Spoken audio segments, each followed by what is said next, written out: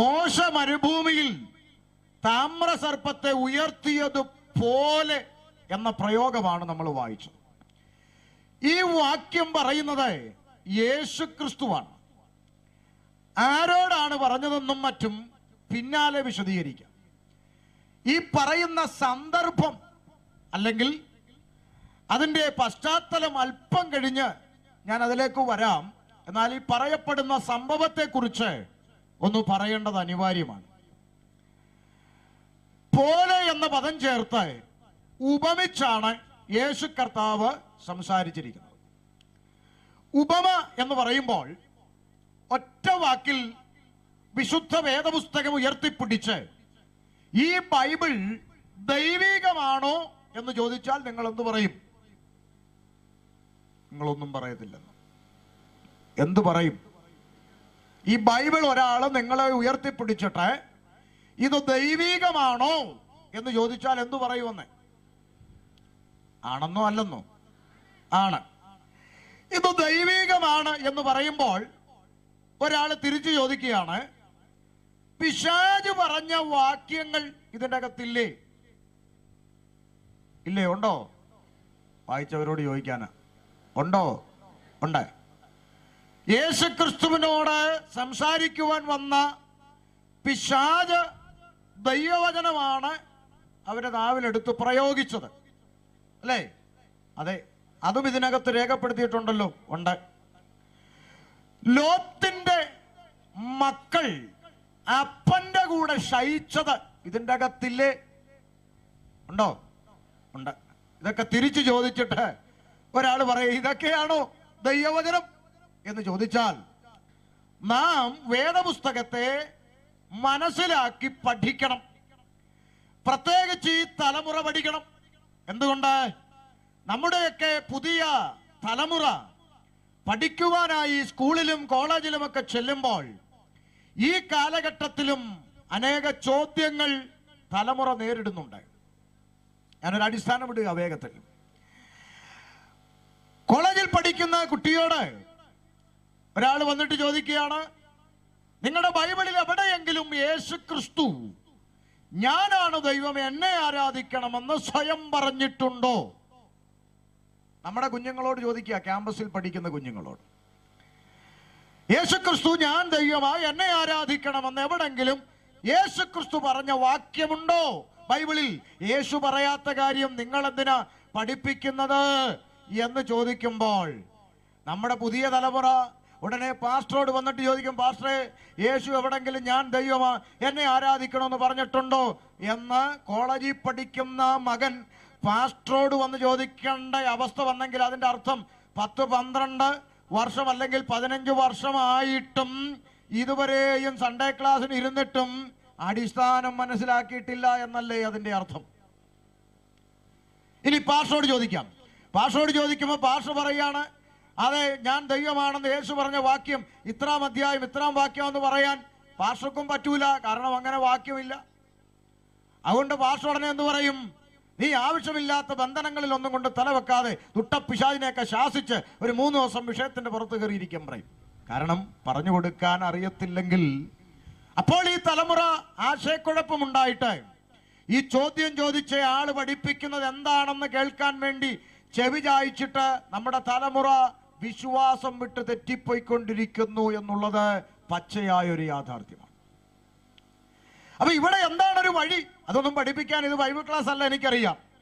പുറത്തുള്ള ആളുകളോടാണ് എനിക്ക് സംസാരിക്കേണ്ടതെങ്കിലും പിന്നെ എന്താ ഒരു വഴി? വേദപുസ്തകത്തെ വളരെ കൃത്യമായി ദൈവവചനമായി തന്നെ പഠിക്കുമ്പോൾ തരംതിരിച്ചു പഠിക്കേണ്ടത് ആവശ്യമാണ്. യേശുക്രിസ്തുവിന്റെ ദൈവത്വം തെളിയിക്കാം. ഒറ്റ വാക്കുകൊണ്ട് ഞാൻ എവിടെങ്കിലും ദൈവമാണോ എന്ന് യേശു പറഞ്ഞിട്ടുണ്ടോ എന്ന് ചോദിച്ചാൽ നമുക്ക് സ്ഥാപിക്കാൻ വാക്യമുണ്ട്. എന്താ? യേശുക്രിസ്തുവിനെ എറിയുവാൻ കല്ലുകളെടുത്ത യഹൂദനോട് യേശു ചോദിക്കുകയാണ്, ഞാൻ എന്ത് പ്രവൃത്തി എന്ത് ദോഷം ചെയ്തിട്ടാണ് നിങ്ങൾ എന്നെ കല്ലെറിയുന്നതെന്ന് ചോദിച്ചു. കാരണം യേശു ഒരു ദോഷവും ചെയ്തിട്ടില്ല. എന്റെ ഏത് പ്രവൃത്തി നിമിത്തമാണ് നിങ്ങൾ എന്നെ കല്ലെറിയാൻ ഭാവിക്കുന്നതെന്ന് യേശു കർത്താവ് ചോദിച്ചു യഹൂദന്മാരോട്. അവര് പറഞ്ഞൊരു മറുപടി ഇതിൻ്റെ അകത്തുണ്ട്, അതെടുത്ത് കാണിച്ചു കൊടുക്കണം. എന്താ അവര് പറഞ്ഞ മറുപടി? നിന്നെ പ്രവൃത്തി നിമിത്തമല്ല. പിന്നെന്താ? നീ മനുഷ്യനായിരിക്കെ നിന്നെ തന്നെ ദൈവമാക്കുന്നു, അതുകൊണ്ടാണ് ഞങ്ങൾ നിന്നെ കല്ലെറിയുന്നത്. അതിന്റെ അർത്ഥം യേശുക്രിസ്തുവിന്റെ പ്രബോധനങ്ങൾ നേരിട്ട് നിന്ന് കേട്ട് ഗ്രഹിച്ചവർ പറഞ്ഞ സ്റ്റേറ്റ്മെന്റ്, അവന്റെ പ്രസംഗങ്ങളിൽ അവൻ താൻ ദൈവമാണെന്ന് സ്ഥാപിക്കാൻ ശ്രമിച്ചിട്ടുണ്ട്. ഹല്ലേലൂയ. അങ്ങനെ എത്ര വാക്യങ്ങൾ വെച്ച് തെളിയിക്കാം ക്രിസ്തുവിന്റെ ദൈവത്വം. വിഷയം അതല്ലാത്തത് കൊണ്ട് ഞാൻ വിടുന്നു. കാര്യം ഇത് തരംതിരിച്ചു പഠിക്കാനുള്ള ഒരു മനസ്സ് ഇന്നത്തെ തലമുറയ്ക്കില്ല. ദൈവവചനം സിസ്റ്റമാറ്റിക് ആയിട്ട് നാം പഠിക്കണം, തരം തിരിച്ചു പഠിക്കണം. ഒന്ന്, ഇത് ദൈവവചനമാണെന്ന് പറയാൻ കാരണം, ദൈവം രാവിലെ എഴുന്നേറ്റ് പല്ല് തേച്ച് മുഖം കഴുകി പേനയും പേപ്പറും എടുത്ത് ഈ നീട്ടിപ്പിടിച്ചെഴുതി എന്നാടാ മക്കളെ തീർന്നു പിടിച്ചോ എന്നും പറഞ്ഞ് ഇട്ട് തന്നൊരു പുസ്തകമല്ല ബൈബിൾ. രണ്ട്, യേശു ക്രിസ്തുവും ശിഷ്യന്മാരും യായിറോസിന്റെ ഭവനത്തിലോട്ട് പോകുമ്പോൾ ഒരാൾ പേനയും പേപ്പറും കൊണ്ട് പുറകെ നടന്നിട്ട് യേശു യായിറോസിന്റെ വീട്ടിലോട്ട് കയറിയിട്ടുണ്ട്, കൊച്ചിന്റെ അടുത്ത് പറയുന്നുണ്ട് എഴുന്നേക്കാൻ, മരിച്ച കൊച്ചു എഴുന്നേറ്റ് വരുന്നുണ്ടെന്ന് പറഞ്ഞ് പിറകെ ഒരാൾ പേനയും പേപ്പറും എടുത്തുകൊണ്ട് നടന്ന് എഴുതി വെച്ചതുമല്ല ദൈവവചനം. പിന്നെ എന്താ? ആമേൻ. തിരുവെഴുത്തുകളൊന്നും മനുഷ്യന്റെ ഇഷ്ടത്താൽ ഉളവായി വന്നതല്ല എന്നും കാലാകാലങ്ങളിൽ പരിശുദ്ധാത്മ നിയോഗം പ്രാപിച്ചിട്ടാണ് മനുഷ്യന്റെ കരങ്ങളാൽ ഇത് രേഖപ്പെടുത്തിയതെന്നും തിരുവചനം തന്നെ സാക്ഷ്യപ്പെടുത്തുമ്പോൾ, ബൈബിൾ എന്ന് പറഞ്ഞാൽ അവൻ 40ഓളം എഴുത്തുകാർ ഇതിന്റെ പിന്നിലുണ്ട്. എഴുത്തുകാർ മനുഷ്യരാണ്. ആ മനുഷ്യർ ഇത് എഴുതിയെങ്കിൽ മനുഷ്യരെഴുതിയ പുസ്തകത്തെ നിങ്ങൾ എന്തിനാ ദൈവവചനം എന്ന് വിളിക്കുന്നതെന്ന് ചോദിച്ചാൽ, എഴുതിയത് മനുഷ്യരാണെങ്കിലും എഴുതാൻ വെളിപ്പെടുത്തി കൊടുത്തത് പരിശുദ്ധാത്മാവായതുകൊണ്ടാണ് ഈ പുസ്തകത്തെ ദൈവവചനം എന്ന് വിളിക്കാൻ കാരണം. ഹല്ലേലൂയ. രണ്ട്, പരിശുദ്ധാത്മാവ് നിയോഗം കൊടുത്തപ്പോൾ ആമേൻ ഇതിൻ്റെ അകത്ത് ആമേൻ പല കാര്യങ്ങൾ ഉൾപ്പെട്ടു. എന്ത്? ഒന്ന്, ദൈവം നേരിട്ട് അരുളി ചെയ്ത വചനങ്ങൾ ഇതിൽ ഉണ്ടോ? ഉണ്ട്. ആമേൻ. പ്രവാചകൻ മുഖാന്തരം സംസാരിച്ചത് ഉണ്ടോ? ഉണ്ട്. സംഭവങ്ങൾ ഉണ്ടോ? ഉണ്ട്. ഉപമകൾ ഉണ്ട്. ആലങ്കാരികം ഉണ്ട്. അക്ഷരീക പ്രയോഗം ഉണ്ട്. അഭിപ്രായം ഉണ്ട്. പിശാച് തന്റെ നാവ് കൊണ്ട് പറഞ്ഞത് ഉണ്ട്. ഇതെല്ലാം ഉണ്ട്. അപ്പൊ ഇതിനെല്ലാം എങ്ങനെ ദൈവവചനം എന്ന് വിളിക്കും?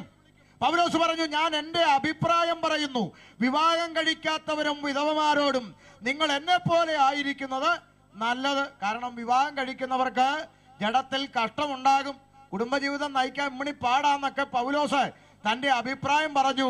അതുകൊണ്ട് എന്നെ പോലെ ഒറ്റയ്ക്കായിരിക്കുന്നത് നല്ലതെന്ന് പറഞ്ഞു. ആമേൻ. ഇത് അഭിപ്രായമാ.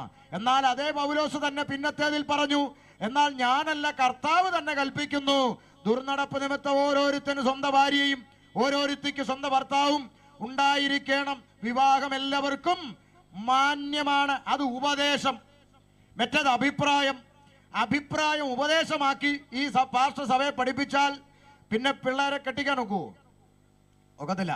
അതുകൊണ്ട് അഭിപ്രായമായി എടുക്കണം. എന്നാൽ പൗലോസ് പറഞ്ഞ ആ അഭിപ്രായമുണ്ടല്ലോ, അത് ഈ പുസ്തക രൂപത്തിൽ എഴുതാനിരുന്നപ്പോൾ എഴുത്തുകാരുടെ ഹൃദയത്തിൽ ആമേൻ ആ അഭിപ്രായവും കൂടെ ഇതിനകത്ത് രേഖപ്പെടുത്താൻ അനുവദിച്ചത് പരിശുദ്ധാത്മാവായതുകൊണ്ടാണ് അഭിപ്രായവും കൂടി ഇതിൻ്റെ അകത്ത് വന്നത്. പിശാച് യേശുവിനോട് സംസാരിച്ച വാക്കുകളും എഴുത്തു രൂപത്തിൽ ഇതിനകത്ത് രേഖപ്പെടുത്താൻ എഴുത്തുകാർക്ക് നിയോഗം കൊടുത്തത് പരിശുദ്ധാത്മാവായതുകൊണ്ടാണ് അത് ഇതിൻ്റെ അകത്ത് വന്നത്. അതുപോലെ ആ സംഭവങ്ങൾ, ലോത്തിന്റെ മക്കൾ അപ്പന്റെ കൂടെ ശയിച്ചത് സംഭവമാ. ആ സംഭവം ഇതിനകത്ത് രേഖപ്പെടുത്തിയത് കൊണ്ട് ദൈവം അതിനെ അനുകൂലിക്കുന്നെന്നാണോ അർത്ഥം? ആണോ? നാളെ രാവിലെ മനോരമയിൽ ഒരു വാർത്ത വരികയാണ്, 50 വയസ്സുകാരൻ 18 വയസ്സുകാരിയെ ഹോട്ടൽ മുറിയിൽ വെച്ച് ഉപദ്രവിച്ചു എന്നൊരു വാർത്ത നാളെ മനോരമ പത്രത്തിൽ വന്നാൽ രാവിലെ ഇത് വായിക്കുന്ന ചാക്കോച്ചൻ പറയാണ്, ആ മനോരമയ്ക്കകത്ത് വന്നിരിക്കുന്നു, 50 വയസ്സുള്ളവൻ 18 വയസ്സുള്ള കൊച്ചിനെ ഹോട്ടൽ മുറിയിൽ വെച്ച് ഉപദ്രവിച്ചു എന്ന് വായിക്കുന്ന ചാക്കോച്ചൻ പറയുക, എന്നാലും ഈ മനോരമക്കാര് ഈ പരിപാടി ചെയ്തല്ലോ.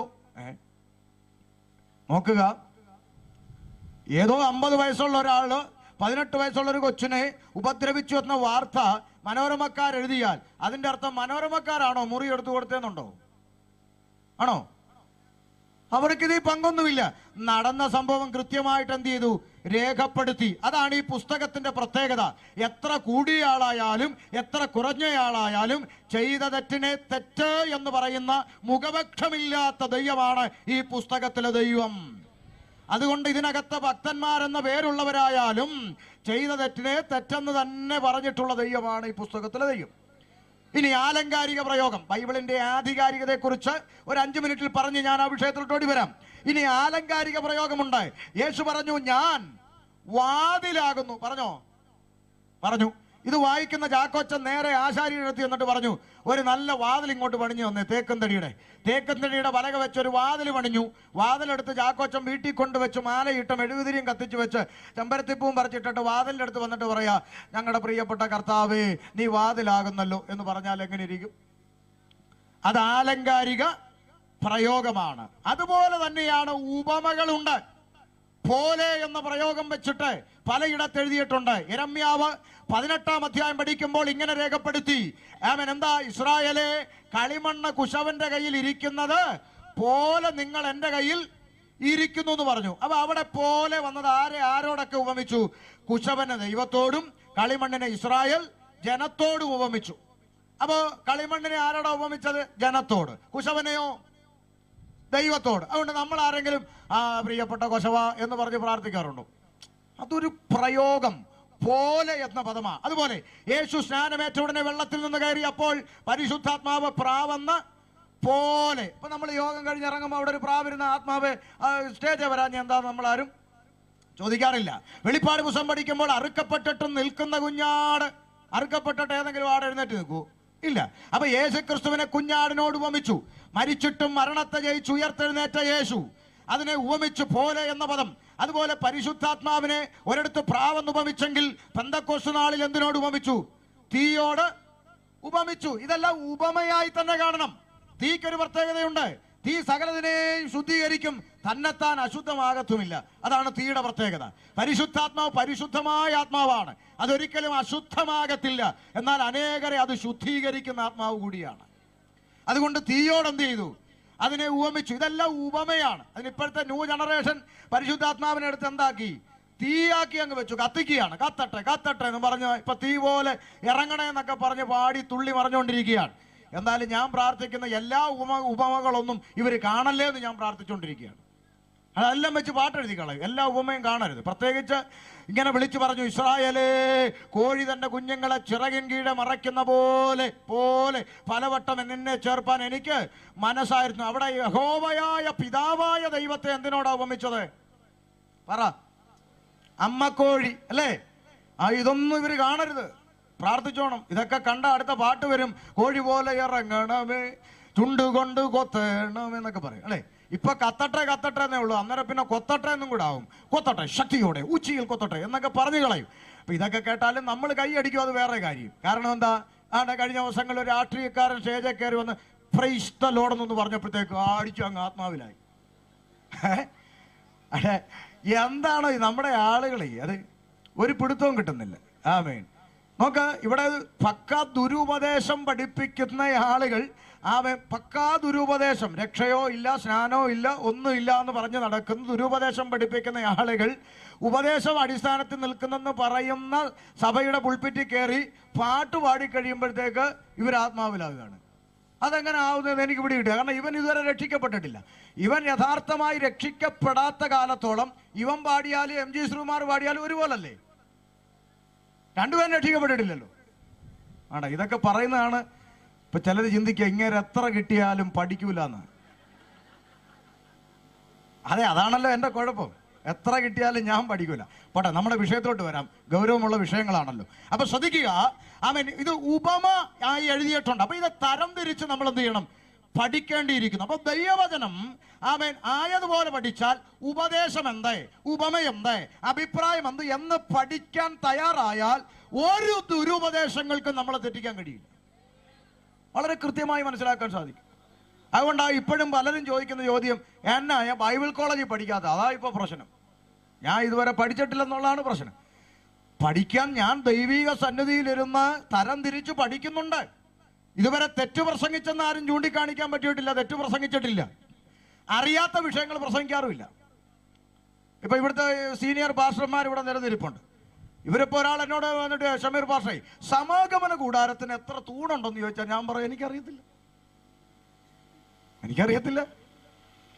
അതൊക്കെ ബൈബിൾ കോളേജിൽ പോയി പഠിച്ച പിള്ളേർ ഇവിടെ ഇരിപ്പുണ്ട്. അവരോട് ചോദിച്ചാൽ അവർ ഇത്ര നൂല്, ഇത്ര തൂണ്, ഇത്ര വിളക്കെന്നൊക്കെ അങ്ങോട്ട് പറയും. നമുക്കിതൊന്നും അറിയത്തില്ല. എന്നാൽ അറിയാത്ത കാര്യം പഠിച്ചിട്ടേ പ്രസംഗിക്കൂ. പ്രസംഗിക്കുന്ന കാര്യത്തിന് കൃത്യമായ നിശ്ചയം ഉണ്ടായിരിക്കും. നിശ്ചയമില്ലാത്ത കാര്യം പ്രസംഗിക്കാറില്ല. അതുകൊണ്ട് ദൈവവചനം ഈ ദിവസങ്ങളിൽ പഠിക്കാൻ തയ്യാറാകണമെന്ന് വളരെ ദയനീയമായി സ്നേഹത്തോടെ ഞാൻ നിങ്ങളോട് ഓർപ്പിക്കുകയാണ്. അത്രയും പറഞ്ഞ് ഞാൻ വിടുക. അപ്പൊ ഈ വേദപുസ്തകം സാക്ഷാൽ ദൈവത്തിന്റെ അരുളപ്പാടാണെന്ന് പറയുമ്പോൾ പരിശുദ്ധാത്മ നിയോഗം പ്രാപിച്ചിട്ട് മനുഷ്യന്റെ കരങ്ങളാൽ എഴുതപ്പെട്ട പുസ്തകം. ഇനി അതിന്റെ അടുത്ത ചിന്തയിലേക്ക് ഞാൻ വരിക. അതുകൊണ്ട് ചില ആളുകൾ നിങ്ങളോട് ചോദിക്കാം, അങ്ങനെ ദൈവാത്മ നിയോഗത്താൽ എഴുതിയതെങ്കിൽ ഒരേ സംഭവം തന്നെ മത്തായി ഇങ്ങനെയും മർക്കോസ് ഇങ്ങനെയും എഴുതിയേക്കുന്നത് എന്താ? ദൈവാത്മാവാണ് വെളിപ്പെടുത്തി കൊടുത്തതെങ്കിൽ. ഉദാഹരണം പറയാം. മത്തായി പറയുന്നു യേശു അത്തിവൃക്ഷത്തെ ശപിച്ചു, തൽക്ഷണം ഉണങ്ങിപ്പോയി. മർക്കോസ് പറയുന്നു പിറ്റേന്ന് പ്രഭാതത്തിൽ ഉണങ്ങിപ്പോയി. ആണോ? ഒരാൾ പറയുന്നു തൽക്ഷണം ഉണങ്ങി, ഒരാൾ പറയുന്നു പിറ്റേന്ന് പ്രഭാതത്തിൽ ഉണങ്ങി. ഇത് ഒരാത്മാവാ വെളിപ്പെടുത്തി കൊടുത്തെങ്കിൽ രണ്ടുപേരും 2 ദിവസം എഴുതുമെന്ന് ചോദിക്കും. ഇത് കേൾക്കുമ്പോൾ നമ്മൾ ശരിയാണല്ലോ എന്ന്. പക്ഷേ പുസ്തകം എടുത്ത് പരിശോധിച്ചാലോ രണ്ടും 2 ദിവസത്തെ കാര്യമാണ്. ഒന്ന് അങ്ങോട്ട് പോകുമ്പോൾ സംഭവിച്ചു, ആ അത്തിവൃക്ഷത്തിൽ ഫലം തിരഞ്ഞു, കണ്ടില്ല, ശപിച്ചു, നിന്ന നിപ്പിൽ അത് ഉണങ്ങിപ്പോയി. എന്നിട്ട് അവർ യാത്ര പോയി. പിറ്റേന്ന് പ്രഭാതത്തിൽ അവർ ആ വഴി തിരികെ വരുമ്പോൾ ആ വൃക്ഷമെന്നാ എഴുത്ത്. ഏത് വൃക്ഷം? തലേന്ന് യേശു ശപിച്ചിട്ട് നിന്ന നിപ്പിൽ ഉണങ്ങിപ്പോയ ആ വൃക്ഷം പിറ്റേന്ന് തിരികെ വരുമ്പോൾ ആ വൃക്ഷം വേരോടെ ഉണങ്ങിയത് കണ്ടെന്നാ അടുത്ത ആൾ എഴുതിയേക്കുന്നത്. അപ്പൊ ഇന്നലെ നിന്ന നിപ്പിൽ ഉണങ്ങിയത് പിറ്റേന്ന് വേരോടെ മറിഞ്ഞു കിടന്നു. ഈ ആത്മാവില്ലാതെ വായിച്ചവും വേര് കണ്ടില്ല, അതാ പ്രശ്നം. അപ്പൊ ഈ രണ്ടും 2 ദിവസത്തെ കാര്യമാണ്. അപ്പൊ ഈ വേരൊക്കെ കാണണമെങ്കിൽ ഇത് വളരെ കൃത്യമായി പഠിക്കാൻ ഒരു മനസ്സുണ്ടാകണം. അല്ലാതെ എന്തെങ്കിലും ഒരു വാക്ക് അങ്ങോട്ട് പറയുന്ന ഉടനെ അടിച്ചു കൊടുക്കാൻ ഇരിക്കരുത്. ഇത് പഠിക്കണം. അല്ല എന്ത് കേട്ടാൽ, കഴിഞ്ഞ ദിവസം ഒരാള് സ്റ്റേജ് വെച്ചിട്ട്, ഓ പത്രോസിന്റെ അമ്മയ്ക്ക് പനി പിടിച്ചു. അപ്പോഴേ തുടങ്ങി അടി. എടാ, പനി പിടിച്ചതിന് കൈ അടിക്കണം എന്നെ. എന്നിട്ട് പിന്നെ അങ്ങ് കേറി, അവക്ക് ക്യാൻസർ അല്ല, ചിക്കൻ ഗുനിയ അല്ല, പിന്നെയോ പനിയാ. അപ്പോഴും വീണ്ടും അടിക്കുക. അപ്പൊ നമുക്ക് ഈ ഒരു സ്പ്രിങ് കിട്ടിയാൽ മതി, നമ്മൾ എങ്ങനെയാലും അടിക്കും. അത് മാറണം. ഈ ദിനങ്ങളിൽ വചനം പഠിക്കണം. മോശെ മരുഭൂമിയിൽ താമ്രസർപ്പത്തെ ഉയർത്തിയതുപോലെ മനുഷ്യപുത്രനെ ഉയർത്തണമെന്ന യേശുക്രിസ്തുവിന്റെ വാക്കുകളുടെ അർത്ഥമെന്താ? എവിടെയാണ് മോശ താമ്രസർപ്പത്തെ ഉയർത്തിയത്? നാം പഠിക്കുമ്പോൾ ആദിയിൽ ആകാശവും ഭൂമിയും സൃഷ്ടിച്ച ദൈവം, ചരാചരങ്ങൾ, എഴുതാതി, മൃഗജാതി, കന്നുകാലി, നാൽക്കാലി, പറവജാതി, അനന്തരം മനുഷ്യനെ സൃഷ്ടിച്ച ദൈവം മനുഷ്യനെ ഏദൻ പൂങ്കാവനത്തിലാക്കി വെച്ചു. മനുഷ്യന്റെ സകല കാര്യങ്ങളും നടത്തിക്കൊണ്ട് അവന്റെ എല്ലാ ആവശ്യങ്ങളിലും കൂടെ ഇരുന്നു കൊണ്ട് ദൈവം താൻ അവരുടെ കാര്യങ്ങൾ നോക്കിക്കൊണ്ട് സന്തോഷത്തോടെ കഴിഞ്ഞ ഒരു കാലഘട്ടം. ആ കാലഘട്ടത്തിൽ ദൈവത്തിന്റെ കരങ്ങളാൽ സൃഷ്ടിക്കപ്പെട്ട മനുഷ്യന് ഒരു പദവി ഉണ്ടായിരുന്നു. എന്താണ് ആ പദവി എന്ന് പരിശോധിക്കുമ്പോൾ ലൂക്കോസ് സുവിശേഷകൻ 3-ാം അധ്യായം 38-ാമത്തെ തിരുവചനത്തിൽ രേഖപ്പെടുത്തി, ആദാം ദൈവത്തിന്റെ മകൻ. എന്നെ കേൾക്കുന്ന മാന്യ സഹോദരങ്ങൾ ശ്രദ്ധിക്കണം. സുവിശേഷത്തിന്റെ അർത്ഥം എന്താണ്? സുവിശേഷത്തിന്റെ ഉദ്ദേശം എന്താണ്? പെന്തിക്കോസ്തുകാർ തൊണ്ടകീറി അലറുന്നതിന്റെ കാരണം എന്താണെന്നെല്ലാം ഒരു കുഞ്ഞിന് മനസ്സിലാകുന്ന പോലെ പറഞ്ഞു തരിക. പുത്രത്വം എന്ന പദവിയിലാണ് ദൈവം മനുഷ്യനെ സൃഷ്ടിച്ചത്. ദൈവത്തോടൊന്നിച്ച് വസിക്കാനുള്ള ഭാഗ്യം മനുഷ്യന് തോട്ടത്തിൽ ഉണ്ടായിരുന്നു. ദൈവം അവരുടെ അടുക്കൽ ഇറങ്ങി വരുമായിരുന്നു, അവരോട് സംസാരിക്കുമായിരുന്നു. അങ്ങനെ ഒരു പദവിയിലാണ് മനുഷ്യനെ സൃഷ്ടിച്ചത്. മനസ്സിലാകുന്നുണ്ടോ? ആമേൻ. പുത്രത്വം എന്ന പദവി, അതിലാണ് മനുഷ്യൻ സൃഷ്ടിക്കപ്പെട്ടത്. അതുകൊണ്ടാണ് ബൈബിൾ പണ്ഡിതന്മാർ ഈ വേദപുസ്തകത്തെ കുറിച്ച് പറയുന്ന ഒരു പദം ഇങ്ങനെയാണ്. ഈ ബൈബിൾ നിത്യത മുതൽ നിത്യത വരെ എന്ന് പറയാറുണ്ട്. ആദ്യകാലങ്ങളിൽ ഞാൻ ഈ വാക്ക് കേൾക്കുമ്പോൾ അതിശയിച്ചു. നിത്യത മുതൽ നിത്യത വരെ, ഉൽപ്പത്തി മുതൽ വെളിപ്പാട് വരെയുള്ള പുസ്തകത്തെ കുറിച്ച് പണ്ഡിതന്മാർ പറഞ്ഞ വാചകമാണ് നിത്യത മുതൽ നിത്യത വരെ. അപ്പൊ അന്ന് ഞാൻ ചിന്തിച്ചു, വെളിപ്പാടിൽ നിത്യതയുണ്ട്, നമുക്കറിയാം, നിത്യതയെ കുറിച്ച് പഠിപ്പിക്കുന്നുണ്ട്. എന്നാൽ ഉൽപ്പത്തിയിൽ എവിടാ നിത്യത? ഇവരെന്താ ഇങ്ങനെ പറയുന്നത് എന്ന് ഞാൻ ചിന്തിച്ചിരുന്നു ഒരു കാലത്ത്. എന്നാൽ വചനം പിന്നത്തേതിൽ പഠിച്ചു വന്നപ്പോൾ മനസ്സിലായി, ഉൽപ്പത്തിയിൽ നിത്യതയുണ്ടോ? ഉണ്ട്. എന്താ ഈ നിത്യത?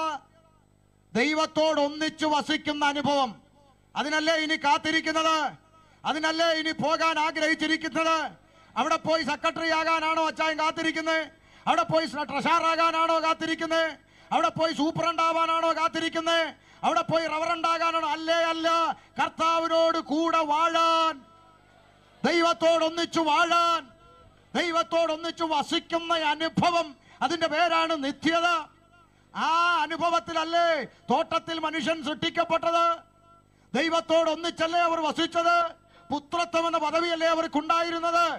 എന്നാൽ മനുഷ്യന് നൽകപ്പെട്ട പുത്രത്വം എവിടെ വെച്ച് നഷ്ടപ്പെട്ടു? എവിടെ നഷ്ടപ്പെട്ടു? ആമേൻ. ദൈവത്തിന്റെ കൽപ്പനയെ മറുതലിച്ച് മനുഷ്യൻ പാപം ചെയ്തപ്പോൾ, ചെയ്യരുത് എന്ന് ദൈവം പറഞ്ഞ വസ്തുത മനുഷ്യൻ ചെയ്തപ്പോൾ, ദൈവത്തെക്കാൾ അധികം, സൃഷ്ടാവിനേക്കാൾ അധികം ഇരുട്ടിന്റെ വാക്കിന് ചെവി കൊടുത്തപ്പോൾ മനുഷ്യന് പരാജയം സംഭവിച്ചു. പാപം അകത്ത് കയറി. മനുഷ്യന്റെ അകത്ത് പാപം കയറിയപ്പോൾ വലിയ നഷ്ടം മനുഷ്യന് സംഭവിച്ചു. എന്താ ഏറ്റവും വലിയ നഷ്ടമെന്നറിയാമോ? പുത്രത്വം നഷ്ടപ്പെട്ടു. അഥവാ ദൈവത്തോടൊന്നിച്ചു വസിക്കാനുള്ള പദവി നഷ്ടപ്പെട്ടു. അവൻ തോട്ടത്തിൽ നിന്ന് പുറത്തായി. പിടികിട്ടിയോ? ഏറ്റവും വലിയ നഷ്ടമതാ. പാപം മനുഷ്യന്റെ അകത്ത് കയറിയപ്പോൾ സംഭവിച്ച ഏറ്റവും വലിയ നഷ്ടം, മനുഷ്യന് പറ്റിയ ഏറ്റവും വലിയ നഷ്ടം എന്താ? ദൈവത്തോടൊന്നിച്ചു വസിക്കാനുള്ള പദവി, ആ പുത്രത്വം നഷ്ടപ്പെട്ടു. ഇന്ന് രാത്രി പാലമറ്റം ദേശത്തോട് പ്രാരംഭത്തിൽ ഒരു ദൂത് വിളിച്ചു പറയാം. അന്ന് ഏദനിൽ വെച്ച് നഷ്ടപ്പെട്ടു പോയ പുത്രത്വം യേശു ക്രിസ്തുവിലൂടെ തിരിച്ചു തരുന്ന സ്വർഗീയ പദ്ധതിയുടെ പേരാണ് സ്നേഹിത സുവിശേഷം എന്ന സന്ദേശം. അവൻ അന്ന് നഷ്ടപ്പെട്ടു പോയ പുത്രത്വം ഇന്ന് നിനക്ക് തിരിച്ചു കിട്ടും. ഈ രാത്രി തിരിച്ചു കിട്ടും. എങ്ങനെ? അവനെ കൈക്കൊണ്ട് അവന്റെ നാമത്തിൽ വിശ്വസിക്കുന്ന ഏവർക്കും, നാരായണനായാലും കറിയായാലും അമ്മദൂട്ടിയായാലും ഏവർക്കും ദൈവ മക്കളാകുവാൻ ദൈവം അധികാരം കൊടുത്തിരിക്കുന്നു.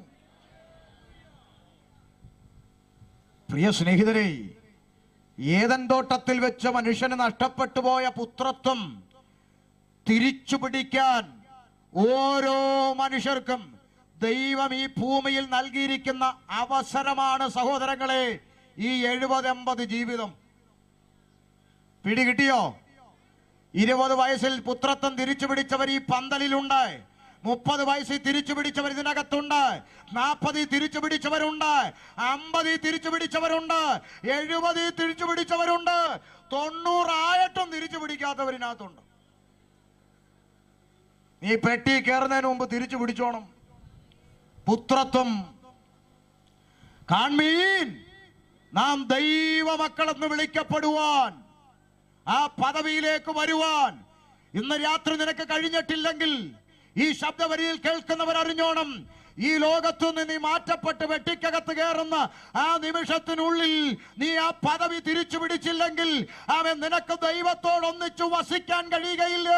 നീ നിത്യമായ നരകത്തിന് അധീനനായി തീരും. നീ ന്യായവിധിക്ക് മുമ്പിൽ നിൽക്കും. Praise the Lord. അതുകൊണ്ട് ഒരു ചെവി കൊണ്ട് കേട്ട് മറ്റേ ചെവി കൊണ്ട് തള്ളിക്കളയരുത് സുവിശേഷം. നിനക്ക് നഷ്ടപ്പെട്ടു പോയ പുത്രത്വം തിരിച്ചു തരുന്ന ദൈവിക പദ്ധതിയാണ് ഇവിടെ വിളംബരം ചെയ്തുകൊണ്ടിരിക്കുന്നത്. മനുഷ്യന്റെ അകത്ത് പാപം പ്രവേശിച്ചപ്പോൾ ഒന്നാമത്തെ നഷ്ടം, അവന് ദൈവത്തോടൊന്നിച്ചു വസിക്കാനുള്ള പദവി നഷ്ടപ്പെട്ടു. രണ്ടാമത്തെ ദുരന്തം, ഒന്ന് അവന് സംഭവിച്ച വലിയ നഷ്ടമെങ്കിൽ രണ്ട് സംഭവിച്ച ദുരന്തം, മനുഷ്യൻ സൃഷ്ടാവിനെ മറന്നുപോയി. എന്ത് ചെയ്തു? സൃഷ്ടിച്ച ദൈവത്തെ മനുഷ്യൻ മറന്നുപോയി. അതിന് വലിയ ഡിഗ്രി ഒന്നും വേണ്ട. പാലമറ്റത്തുള്ള ഒരു കുഞ്ഞിന് മനസ്സിലാക്കാൻ പറ്റുന്ന ചിന്ത ഞാൻ പറയാം. മനുഷ്യനെ സൃഷ്ടിച്ചത് ആര്? കേട്ടില്ല? ഏത് മതത്തിലെ ആയിക്കോട്ടെ, മതമൊന്നും ഞാൻ പറഞ്ഞില്ലല്ലോ. ഏത് മതത്തിലായിക്കോട്ടെ, ഹൈന്ദവ സഹോദരങ്ങളോ മുസ്ലിം സഹോദരങ്ങളോ ക്രൈസ്തവരോ ആരോ ആയിക്കോട്ടെ, ദൈവത്തിൽ വിശ്വസിക്കുന്നവനാണെങ്കിൽ അവന് മൂന്നിനും പറയാൻ ഒറ്റ മറുപടിയേ ഉള്ളൂ. മനുഷ്യനെ സൃഷ്ടിച്ചത് ആര്? ദൈവം. എന്നാൽ ഇന്ന് 2020 ഒരു മറുചോദ്യം ഞാൻ ചോദിക്കുന്നു. ഇന്ന് ദൈവത്തെ സൃഷ്ടിക്കുന്നത് ആര്? പറ. അതാ ദുരന്തം. സൃഷ്ടാവിനെ മനുഷ്യൻ മറന്നുപോയി. സൃഷ്ടിച്ച ദൈവത്തെ മനുഷ്യൻ മറന്നിട്ട് മനുഷ്യൻ ആരെ സൃഷ്ടിക്കാൻ തുടങ്ങി? ദൈവത്തെ എങ്ങനെ വേണം, ഏത് രീതി വേണം, ഏത് രൂപത്തിൽ വേണം, ഏത് ഭാവത്തിൽ വേണം, ഏത് കളറിൽ വേണം, അവൻ അടിച്ചു തരും. അങ്ങനെ മനുഷ്യൻ എന്ത് ചെയ്യാൻ തുടങ്ങി? ദൈവത്തെ സൃഷ്ടിക്കാൻ തുടങ്ങി. അർത്ഥാൽ സൃഷ്ടാവിനെ മനുഷ്യൻ മറന്നുപോയി. കാരണം എന്താ? പാപം മനുഷ്യന്റെ അകത്ത് കയറിയപ്പോൾ സൃഷ്ടാവിനെ മറന്നുപോയി. തെളിവ് റോമാലേഖനം 1-ാം അധ്യായം 21, 22, 23 തിരുവചനം കാതു തുറന്ന് കേൾക്കുക. വായിച്ചാട്ട്. അവർ ദൈവത്തെ അറിഞ്ഞിട്ടും, കണ്ടോ, മനുഷ്യൻ ദൈവത്തെ അറിഞ്ഞിട്ടും അവനെ ദൈവമെന്നോർത്ത് മഹത്വീകരിക്കുകയോ നന്ദി കാണിക്കുകയോ ചെയ്യാതെ കണ്ടോ, ദൈവത്തിന് കൊടുക്കേണ്ട മഹത്വം യഥാവിധി ദൈവത്തിന് കൊടുക്കാതെ നന്ദി കാണിക്കുകയോ ചെയ്യാതെ തങ്ങളുടെ നിരൂപണങ്ങളിൽ വ്യർത്ഥരായി തീർന്നു. അവരുടെ വിവേകമില്ലാത്ത ഹൃദയം ഇരുണ്ടുപോയി. കണ്ടോ, മനുഷ്യന്റെ ഹൃദയത്തിന്റെ അകത്ത് എന്ത് കയറി?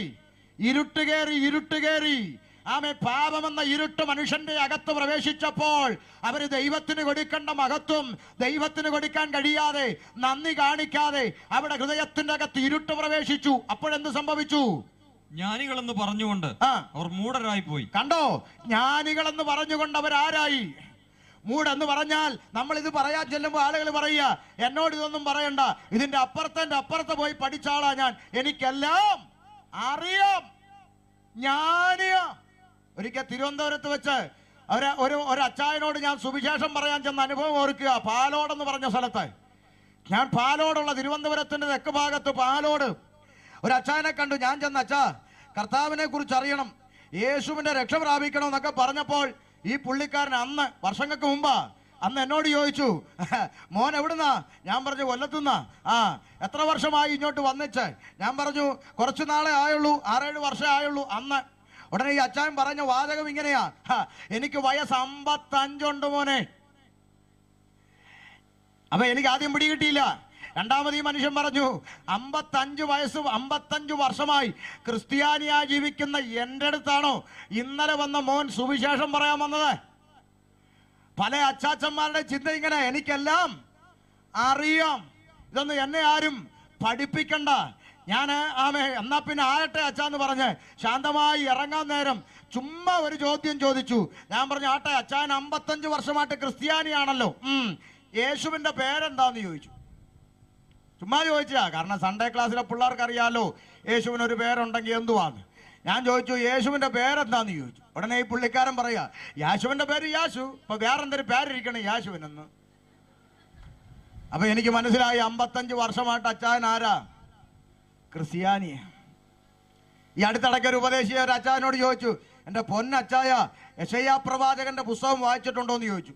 പുള്ളി പറഞ്ഞു, വീട്ടിൽ ബൈബിള് മാത്രമേ ഉള്ളെന്ന്, ഞങ്ങൾ വേറെ പുസ്തകമൊന്നും ആ പരിപാടിയൊന്നുമില്ല വീട്ടിൽ, ഞങ്ങൾക്ക് ബൈബിളിൻ്റെ വഴി ഒഴികെ വേറൊരു പുസ്തകവും. ഉപദേശി പറഞ്ഞു, ബൈബിളിൻ്റെ അകത്തുള്ള പുസ്തകമാ യെശയ്യാവെന്ന്. എന്ന് പറഞ്ഞ പോലെയാ പലരും പറയുന്നത്, ഞങ്ങൾക്കെല്ലാം അറിയാം, ജ്ഞാനികളെന്ന് പറഞ്ഞുകൊണ്ട് അവരെന്തായി? മൂഢരായി പോയി. അടുത്ത വാചകം അതിന്റെ തെളിവ് പറയാ, വായിച്ചോ. അക്ഷയനായ ദൈവത്തിന്റെ തേജസ്സിനെ, അക്ഷയനായ മഹാദൈവത്തിന്റെ തേജസ്സിനെ, അവർ ക്ഷയമുള്ള മനുഷ്യൻ, അവരാർക്ക് ദൈവത്തിന് കൊടുക്കേണ്ട മഹത്വമുണ്ടല്ലോ, അക്ഷയനായ മഹാദൈവത്തിന് കൊടുക്കേണ്ട മഹത്വം അവരാർക്കൊക്കെ പങ്കുവച്ചു?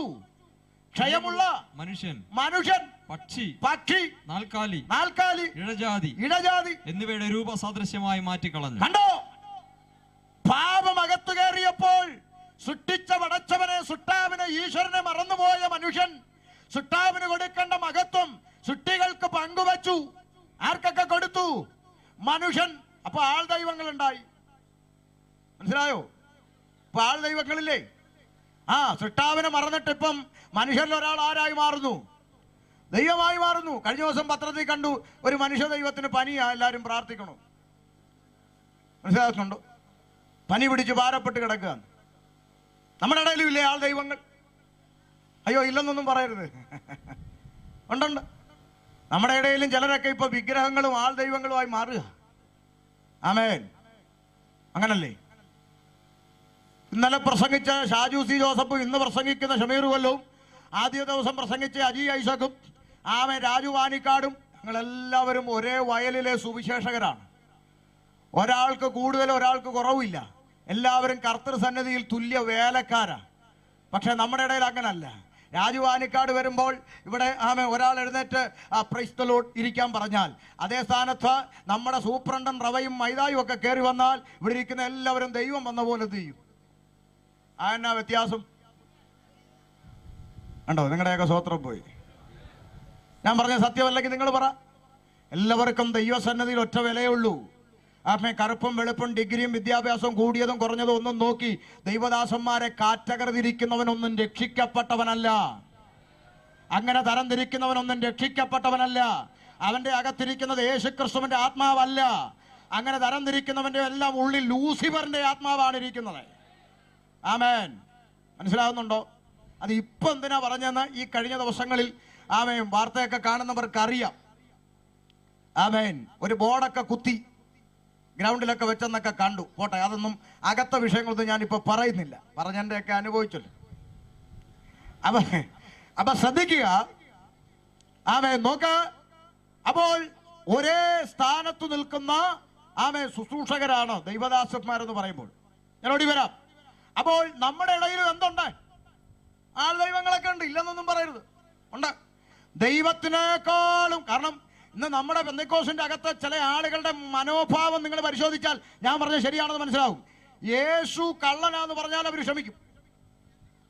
യേശു കള്ളനാന്ന് പറഞ്ഞാൽ ഇന്ന് പെന്തക്കോസ്തിൽ പല ആളുകളും ക്ഷമിക്കും.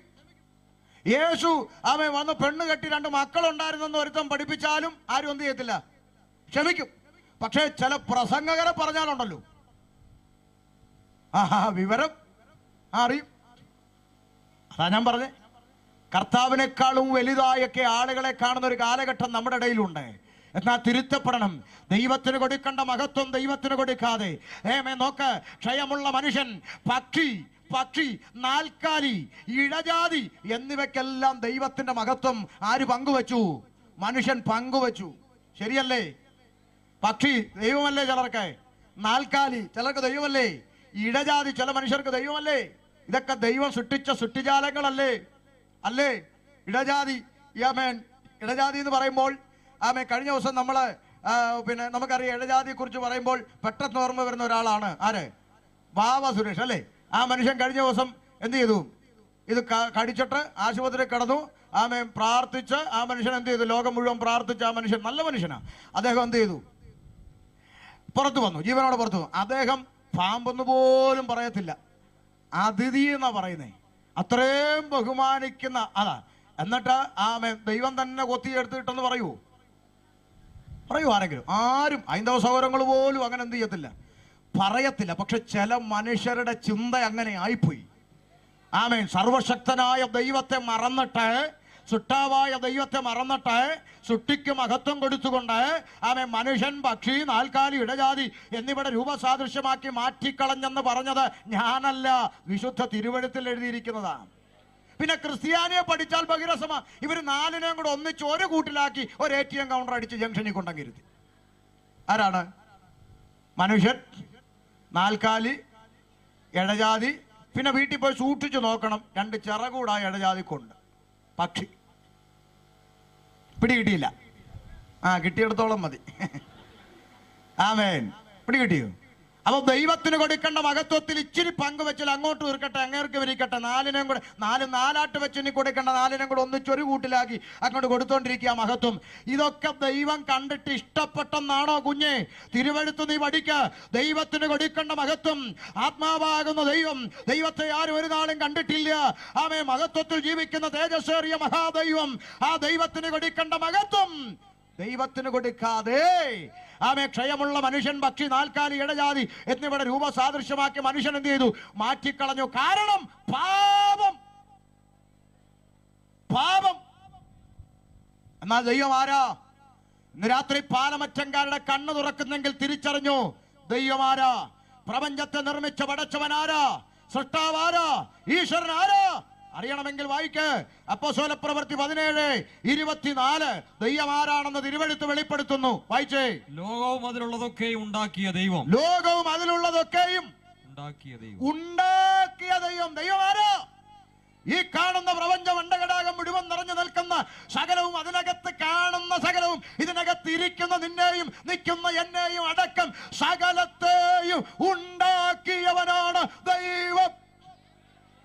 നിന്നെയും എന്നെയും ഉണ്ടാക്കിയ, നീ ഉണ്ടാക്കിയതല്ല, നിന്നെയും എന്നെയും അടക്കം ഇന്ന് പ്രപഞ്ചത്തിൽ കാണുന്ന സകലത്തെയും ഉണ്ടാക്കിയ ദൈവം. കണ്ടോ? ആ ദൈവം സ്വർഗത്തിനും ഭൂമിക്കും നാഥനാകൊണ്ട്. പ്രപഞ്ചത്തെ നിർമ്മിച്ച ഈശ്വരൻ ആരാ? ചങ്ങനാശ്ശേരിക്ക് നാഥനായതുകൊണ്ടോ? പിന്നെ തിരുവല്ലയ്ക്ക് നാഥനായതുകൊണ്ടോ? പിന്നെ പത്തനംതിട്ടയ്ക്ക് നാഥനായതുകൊണ്ടോ? അല്ലടോ, അങ്ങനെ ഒരു പഞ്ചായത്തിലും വില്ലേജിലും ഡിസ്ട്രിക്റ്റിലും സ്റ്റേറ്റിലും ഒതുങ്ങിയിരിക്കുന്നവനല്ല പ്രപഞ്ചത്തെ നിർമ്മിച്ച ദൈവം. പ്രപഞ്ചത്തെ നിർമ്മിച്ച ഏക സത്യനിത്യ ദൈവമായ സൃഷ്ടാവിനെ കുറിച്ച് തിരുവെടുത്ത് പറയുന്നു, അവൻ സ്വർഗത്തിനും ഭൂമിക്കും നാഥനായ ദൈവം. പ്രപഞ്ചത്തിൽ മുഴുവൻ നിറഞ്ഞു നിൽക്കുന്ന മഹാദൈവം. ഒരു പഞ്ചായത്തിൽ, ഒരു വില്ലേജിൽ, ഒരു കമ്മിറ്റി കൊണ്ട്, അവൻ ഒരു ജില്ല കൊണ്ട്, ഒരു ഡിസ്ട്രിക്ട് കൊണ്ട്, ഒരു സ്റ്റേറ്റ് കൊണ്ട്, ഒരു രാജ്യം കൊണ്ട് ഒതുങ്ങിപ്പോകുന്നവനല്ല പ്രപഞ്ചത്തെ നിർമ്മിച്ച ദൈവം. അവൻ സ്വർഗത്തിനും ഭൂമിക്കും നാഥനാണ്. അതുകൊണ്ട് കൈപ്പണിയായ കെട്ടിടങ്ങളിൽ വാസം ചെയ്യുന്നില്ല.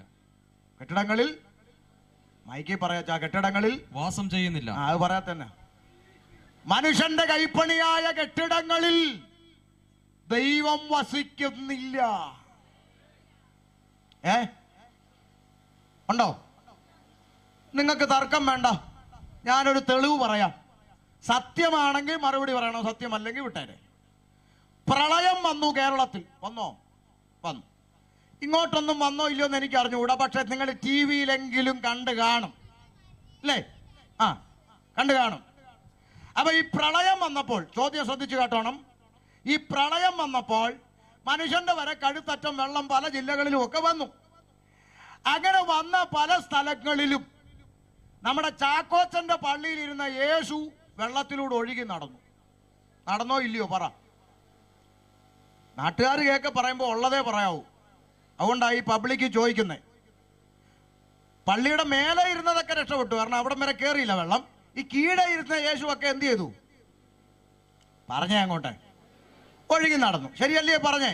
ഇല്ലാത്തൊന്നും പറയരുത്. ഒഴുകാണ്. അപ്പൊ ഈ ഒഴുകി നടന്ന കണ്ടിട്ട് തോമാച്ചൻ നോക്കിയപ്പോ യേശു ഒഴുകി പോവാ വെള്ളത്തിൽ കൂടെ. ആകാശത്തോട്ട് നോക്കിയപ്പോ ഹെലികോപ്റ്റർ വരുന്നുണ്ട്. ഏതെങ്കിലും തോമാച്ചൻ ആകാശത്തേക്ക് നോക്കിയിട്ട്, ഹലോ ഹെലികോപ്റ്ററെ പ്ലീസ് എന്നെ യേശുവിനെ ഒന്ന് രക്ഷിക്കൂ എന്നാണോ പറഞ്ഞത്? അതോ എന്നെ രക്ഷിക്കുന്നാണോ? പറ അങ്ങോട്ട് വാ തുറന്ന്. എന്നെ രക്ഷിക്കുമെന്ന് പറഞ്ഞു. ഹെലികോപ്റ്റർ വന്ന് തോമാച്ചനെ പൊക്കിയെടുത്ത് ക്യാമ്പിൽ കൊണ്ടാക്കി. 2 ആഴ്ച കഴിഞ്ഞപ്പോൾ വെള്ളമൊക്കെ ഇറങ്ങി. തോമാച്ചൻ തിരിച്ചു വീട്ടിൽ വന്നപ്പോൾ ഒഴുകിപ്പോയ യേശു ചെളി പിടിച്ച് അവിടെ കിടക്കുക. തോമാച്ചൻ പോയി ടവലെടുത്ത് അതിനെ തുടച്ച് വൃത്തിയാക്കി ഷോക്കേഴ്സിൽ കൊണ്ടുവച്ചിട്ട് പറയുകയാണ്, എന്നെ രക്ഷിക്കണേ എന്ന്. അപ്പൊ നിനക്കെന്നും നേരം വെളുക്കും.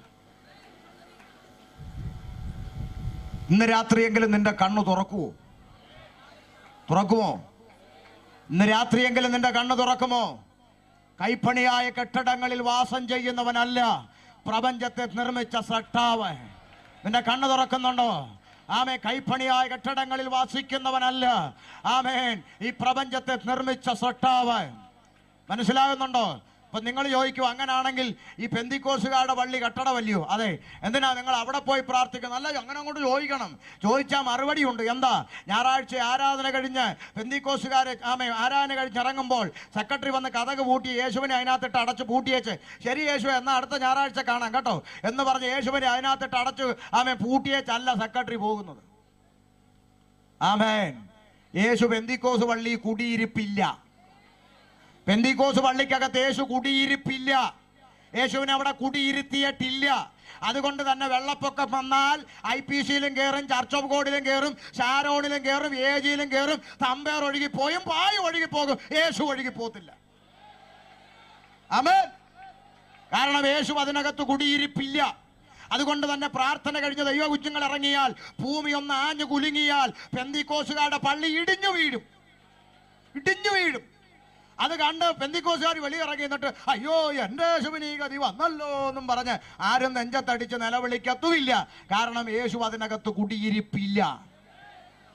അങ്ങനാണ് പിന്നെ നിങ്ങൾ എന്തിനാ ആ പള്ളിയിൽ പോയി പ്രാർത്ഥിച്ചോണ്ട് പ്രയോജനം? ചോദിക്ക് പ്രയോജനമുണ്ട്. എന്ത് പ്രയോജനം? യേശു അതിനകത്ത് കുടിയിരിപ്പില്ല. പകരം 2 3 പേര് എൻ്റെ നാമത്തിൽ കൂടി വരുമ്പോൾ അവരുടെ മധ്യേ ഞാൻ ഇറങ്ങി വരാമെന്ന് വാക്കു പറഞ്ഞ ആ മഹാദൈവത്തിന്റെ സാന്നിധ്യം, ആ ദൈവ സാന്നിധ്യമാണ് പ്രാർത്ഥിക്കുന്നവന്റെ ഇടയിലേക്ക് ഇറങ്ങി വരുന്നത്.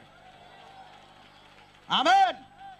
2 3 പേരുടെ നാമത്തിൽ കൂടി വരുമ്പോൾ അവരുടെ മധ്യ ഇറങ്ങി വരാമെന്ന് പറഞ്ഞ ആ ദൈവ സാന്നിധ്യം, ചിലൂടെ വേണേ ആഴത്തിൽ പറയാം, ഈ ഉലകത്തിലുള്ള സകലമാന ദൈവസങ്കല്പങ്ങളും ഓരോരുത്തർക്കും ഓരോ ദൈവവിശ്വാസമുണ്ട്. അതിനെയൊന്നും വിമർശിക്കാനല്ല ഞാനിവിടെ നിൽക്കുന്നത്.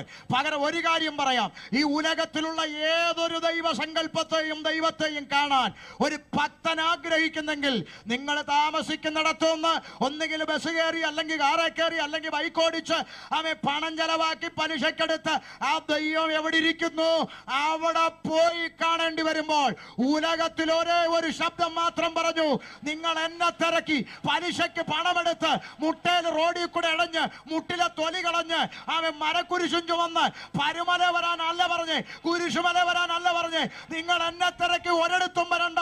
പകരം 2 3 പേര് എന്റെ നാമത്തിൽ കൂടി വന്നാൽ അവരുടെ മധ്യേ ഞാൻ ഇറങ്ങി വരാമെന്ന് പറഞ്ഞ ഉലകത്തിൽ ഒരു ശബ്ദമുണ്ടെങ്കിൽ അത് യേശുക്രിസ്തുവിന്റെ ശബ്ദം. പാലമറ്റത്തുകാർക്ക് പറയാമോ മറ്റൊരു സന്ദേശം അങ്ങനെ ആരെങ്കിലും പറഞ്ഞിട്ടുണ്ടെങ്കിൽ? ഉലകത്തിലുള്ള സകലമാന ദൈവങ്ങളെയും കാണാൻ അവരിയ്ക്കുന്നിടത്ത് പണം ചെലവാക്കി നീ ചെല്ലണം. ഉലകത്തിൽ യേശു മാത്രം പറഞ്ഞു, നീ പണം ചെലവാക്കി ആമേ 10 അടി മരക്കുരിശും ചുമന്ന് ടാറിട്ടറോടെ കൂടെ മുട്ടയിലടഞ്ഞ് മുട്ടിലെ തൊലിയും കളഞ്ഞ് ഞരങ്ങി അങ്ങ് വരുമലേ കയറി വാ, എന്നാൽ എന്നെ കാണാമെന്ന് ഉലകത്തിൽ ഒരു ബൈബിളിലും യേശുക്രിസ്തു പറഞ്ഞില്ല. ആമേൻ. അപ്പോസ്തലന്മാര് പറഞ്ഞില്ല. പകരം യേശു പറഞ്ഞത്, ഞാൻ ഇരിക്കുന്നിടത്ത് എന്നെ കാണാൻ നിങ്ങൾ വരണ്ട, പകരം നിങ്ങൾ 2 3 പേർ എന്റെ നാമത്തിൽ കൂടി വാ, നിങ്ങളുടെ നടുവിലേക്ക് ഞാൻ ഇറങ്ങി വരാം. കാരണം അവൻ സർവ്വവ്യാപിയാണ്, അവൻ സ്വർഗത്തിനും ഭൂമിക്കും നാഥനാണ്, അവൻ പ്രപഞ്ചത്തിൽ മുഴുവൻ നിറഞ്ഞു നിൽക്കുന്ന ദൈവമാണ്. ഹല്ലേലൂയ. കണ്ണു തുറക്കുമോ? ഹല്ലേലൂയ. കണ്ണു തുറക്കുമോ? ആമേൻ. ഇടിവെട്ടി പോകുന്ന യേശുവല്ല, കാക്ക തൂറിയിടുന്ന യേശുവല്ല, കെട്ടിടങ്ങളിൽ കുടിയിരിക്കാത്ത ദൈവം. ആമേൻ. അല്ല, ഞാൻ ഇല്ലാത്ത വല്ലതും പറഞ്ഞു. അവിടെ ഇങ്ങോട്ട് വരുന്ന വഴി കുരിശുമൂട്ടില് ഏറ്റവും മേളിൽ നിൽക്കുന്ന യേശുവിന്റെ തല കാർക്ക് കൂറിയിട്ടുണ്ട്. ചില ഈ അങ്ങനെ ഇല്ലാത്തൊന്നും പറഞ്ഞിട്ടില്ല, സത്യസന്ധമായ കാര്യമാണ് പറഞ്ഞത്. എന്നാൽ തിരുവെടുത്ത് ഇതിപ്പോ ഷമീർ കോൽ ഇവിടെ ആദ്യമായിട്ട് പ്രസംഗിക്കുന്ന വാക്യമൊന്നുമല്ല. അപ്പോസ്തല പ്രവൃത്തി 17:24 ഈ അടുത്ത സമയത്ത് നമ്മുടെ ഏഷ്യാനെറ്റ് ചാനലില് വിനു എന്ന് പറഞ്ഞ വാർത്ത വായിക്കുന്ന ആള് 2 അച്ഛന്മാർക്ക് പറഞ്ഞു കൊടുത്തു ഈ വാക്യം. നിങ്ങൾ കണ്ടില്ലേ? പള്ളിയുടെ പേര് മറ്റേ പള്ളിക്കാർ തമ്മിൽ അടി ഉണ്ടായപ്പോഴേ പള്ളിക്കാര് 2 അച്ഛന്മാരും അപ്പുറം ഇപ്പുറം ചർച്ചയ്ക്ക് വന്നിരുന്നു. അപ്പൊ വിനു പറയുക, വാർത്ത വായിക്കുന്ന വിനു പുരോഹിതന്മാർക്ക് പറഞ്ഞു കൊടുക്കുക, കൈപ്പണിയായ കെട്ടിടങ്ങളിൽ യേശു ഇല്ലെന്ന് നിങ്ങളുടെ ബൈബിളിൽ തന്നെ ഉണ്ടല്ലോ, പിന്നെ നിങ്ങൾ കെട്ടിടത്തിന് വേണ്ടി അടിക്കുന്നത് എന്തിനാന്ന് ചോദിച്ചു. എല്ലാ കാര്യമുണ്ടോ ഇതൊക്കെ കേൾപ്പിക്കണ്ടോ? ഇതൊന്നും ഞാൻ പറഞ്ഞല്ല, തിരുവെഴുത്തിൽ എഴുതി വച്ചിരിക്കുക. ആമേ. കൈപ്പണിയായ കെട്ടിടങ്ങളിൽ വസിക്കുന്നവനല്ല, പ്രപഞ്ചത്തെ നിർമ്മിച്ച സർവശക്തനായ സൃഷ്ടാവ്. ആമേൻ. അതുകൊണ്ട് തന്നെ അടുത്ത വാക്യം എന്താ പറയുന്നത്? ആമേൻ. താൻ എല്ലാവർക്കും, ദൈവം എല്ലാവർക്കും ജീവനും ശ്വാസവും സകലവും കൊടുക്കുന്നവനാണ്. പെന്തിക്കോസുകാർ കാത് തുറന്ന് കേട്ടോണം. ദൈവം എല്ലാവർക്കും ജീവനും ശ്വാസവും സകലവും കൊടുക്കും. അപ്പോഴാ നീ ഇല്ല 6 മാസം പ്രാർത്ഥനയ്ക്ക് പോയിട്ട് എന്റെ മോൻ ഗൾഫിൽ പോയി, ഓ ഗ്ലോറി, വിടുതൽ, എന്നാ വിടുതൽ, എല്ലാവർക്കും എല്ലാം കൊടുക്കും. ആമേ. നീ എന്തിനാ അത് കണ്ട് തുള്ളുന്നത്? സ്വതന്ത്രം. ഈ അടുത്തിടയ്ക്ക് ഒരു ഉപദേശി ഗൾഫിൽ പോയി വിസിറ്റിന്. നല്ല കാര്യമാ, ഞങ്ങളുമൊക്കെ പോന്നതാ. ഉപദേശി പോയി തിരിച്ചു വന്നിട്ട് ആമേൻ പറയാണ്, എന്നെ ദൈവം ഓടിച്ചിട്ടങ്ങ് അനുഗ്രഹിച്ചു. എന്നെ ഓടിച്ചിട്ട് അനുഗ്രഹിച്ചേ, നന്മ കിട്ടി, അതാണോ അനുഗ്രഹം? ആമേൻ. നിങ്ങൾ ശ്രദ്ധിച്ചേ, അവിടെ ചെന്നപ്പോൾ താമസിച്ച വീട്ടിലെ അച്ചായൻ, ഒരു അച്ചായൻ തന്നെ ഒറ്റയടിക്ക് 10,000 എന്ത് ചെയ്തു? കൊടുത്തു. നല്ലതാ, കിട്ടട്ടെ. പക്ഷെ അതല്ല അനുഗ്രഹം. എന്താ മനസ്സിലായി? ആമേൻ. അവിടെ അറബി രാജ്യത്ത് ആമേൻ അല്ലാഹു എന്ന് പറയുന്ന ദൈവത്തെ സേവിക്കുന്ന അറബിക്ക് ആമേൻ 1,00,000 കിട്ടിയപ്പോൾ അവൻ അവിടുത്തെ അച്ചായന് 10,000 കൊടുത്തു. ആ 10,000-ന്റെ ദശാംശം 1,000 അച്ചായൻ ഇവിടുന്ന് പോയ ഉപദേശിക്ക് കൊടുത്തു. അതും കൊണ്ട് ആ പുള്ളി വിടുതൽ. അങ്ങനെയാണെങ്കിൽ 1,00,000 കിട്ടിയ അറബി എന്തോരം അറമാദിക്കണം.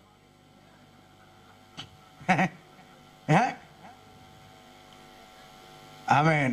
അറബിയുടെ മേശന്ന് വീഴുന്ന അപ്പക്കഷ്ണമാണ് ചാക്കോച്ചന് കിട്ടിയത്. ചാക്കോച്ചന്റെ ഇലയെന്ന് വീണ തുണ്ട ഇവിടുന്ന് പോയ പുള്ളിക്ക് കിട്ടിയത്. എന്തിനാണോ ഈ ചാടുന്നേ? ഇതല്ല വിഷയം, ഇതൊന്നുമല്ല വിഷയം. താൻ എല്ലാവർക്കും ജീവനും ശ്വാസവും സകലതും കൊടുക്കുന്ന ദൈവം. പെന്തിക്കോസ്തുകാർക്ക് മാത്രമേ ഇതെല്ലാം തരത്തോളെന്ന് പറഞ്ഞോ? ബാക്കിയുള്ളവരെല്ലാം മരിച്ചു പോയോ? ആർക്കും ജീവനില്ലേ? ദൈവമില്ലെന്ന് പറയുന്ന ഒരു യുക്തിവാദിയായ രവിചന്ദ്രനും ഇങ്ങേയറ്റം ഡിങ്കനാണ് ദൈവം എന്ന് പറയുന്ന ചെറുക്കനും ജീവനും ശ്വാസവും സകലതും കൊടുക്കുന്ന ദൈവം. അവനില്ലാത്തത് എന്ത് നിനക്കുണ്ടെന്ന് ചോദിച്ചാൽ ഇന്ന് രാത്രി പറയാൻ കഴിയണം, അംബാനിക്കില്ലാത്തതായി, ഇവിടുത്തെ പ്രധാനമന്ത്രി തുടങ്ങി വലിയ പദവികളിൽ ഇരിക്കുന്ന ആളുകൾക്കില്ലാത്ത ഒരു ഉറപ്പ് ദൈവം എനിക്ക് തന്നിട്ടുണ്ട്. ആ ഉറപ്പ് എന്താന്ന് ചോദിച്ചാൽ ആമേൻ, ആ ദൈവത്തോട് ഒന്നിച്ചു വസിക്കുവാൻ, ആ മരണാനന്തര ജീവിതത്തെ കുറിച്ചുള്ള ഉറപ്പ്, ആ നിത്യതയെ കുറിച്ചുള്ള ഉറപ്പ്, ആ നിത്യ ജീവൻ. ഹല്ലേലൂയ. ശ്രദ്ധിക്കണം. അപ്പൊ ദൈവം ആര്? സകലതും കൊടുക്കുന്നവനാകയാൽ വല്ലതിനും മുട്ടുള്ളവൻ എന്ന പോലെ, വല്ലതിനും മുട്ടുള്ളവൻ എന്ന പോലെ മനുഷ്യ കൈകളാൽ, മനുഷ്യന്റെ കൈ കൊണ്ട് ശുശ്രൂഷ ആവശ്യപ്പെടുന്നില്ല. ഭൂതലത്തിലെങ്ങും പാലമറ്റംകാരെ കണ്ണും കാതും തുറന്ന് കേൾക്ക്. ആമേൻ. താൻ സകലതും കൊടുക്കുന്ന ദൈവമായതുകൊണ്ട് വല്ലതിനും മുട്ടുള്ള ദൈവം എന്ന പോലെ മനുഷ്യന്റെ കയ്യിൽ നിന്ന് ഒന്നും ഇങ്ങോട്ട് ചോദിക്കുന്നില്ല. സൂര്യന്റെ അടുത്തോട്ട് നിനക്ക് പോകാൻ കഴിയുമോ മനുഷ്യ? കഴിയോ? നീ കരിഞ്ഞു പോകും. ആ സൂര്യനെ ഒറ്റ വാക്കുകൊണ്ട് സൃഷ്ടിച്ച മഹാദൈവത്തിന്റെ തേജസ് നീ ഒന്ന് ചിന്തിക്ക്. ആ തേജസ്, സൂര്യനെക്കാളും വെല്ലുന്ന നീതി സൂര്യൻ, ആ ദൈവത്തിന്റെ തേജസ് നിനക്ക് ചിന്തിക്കാൻ പറ്റുമോ?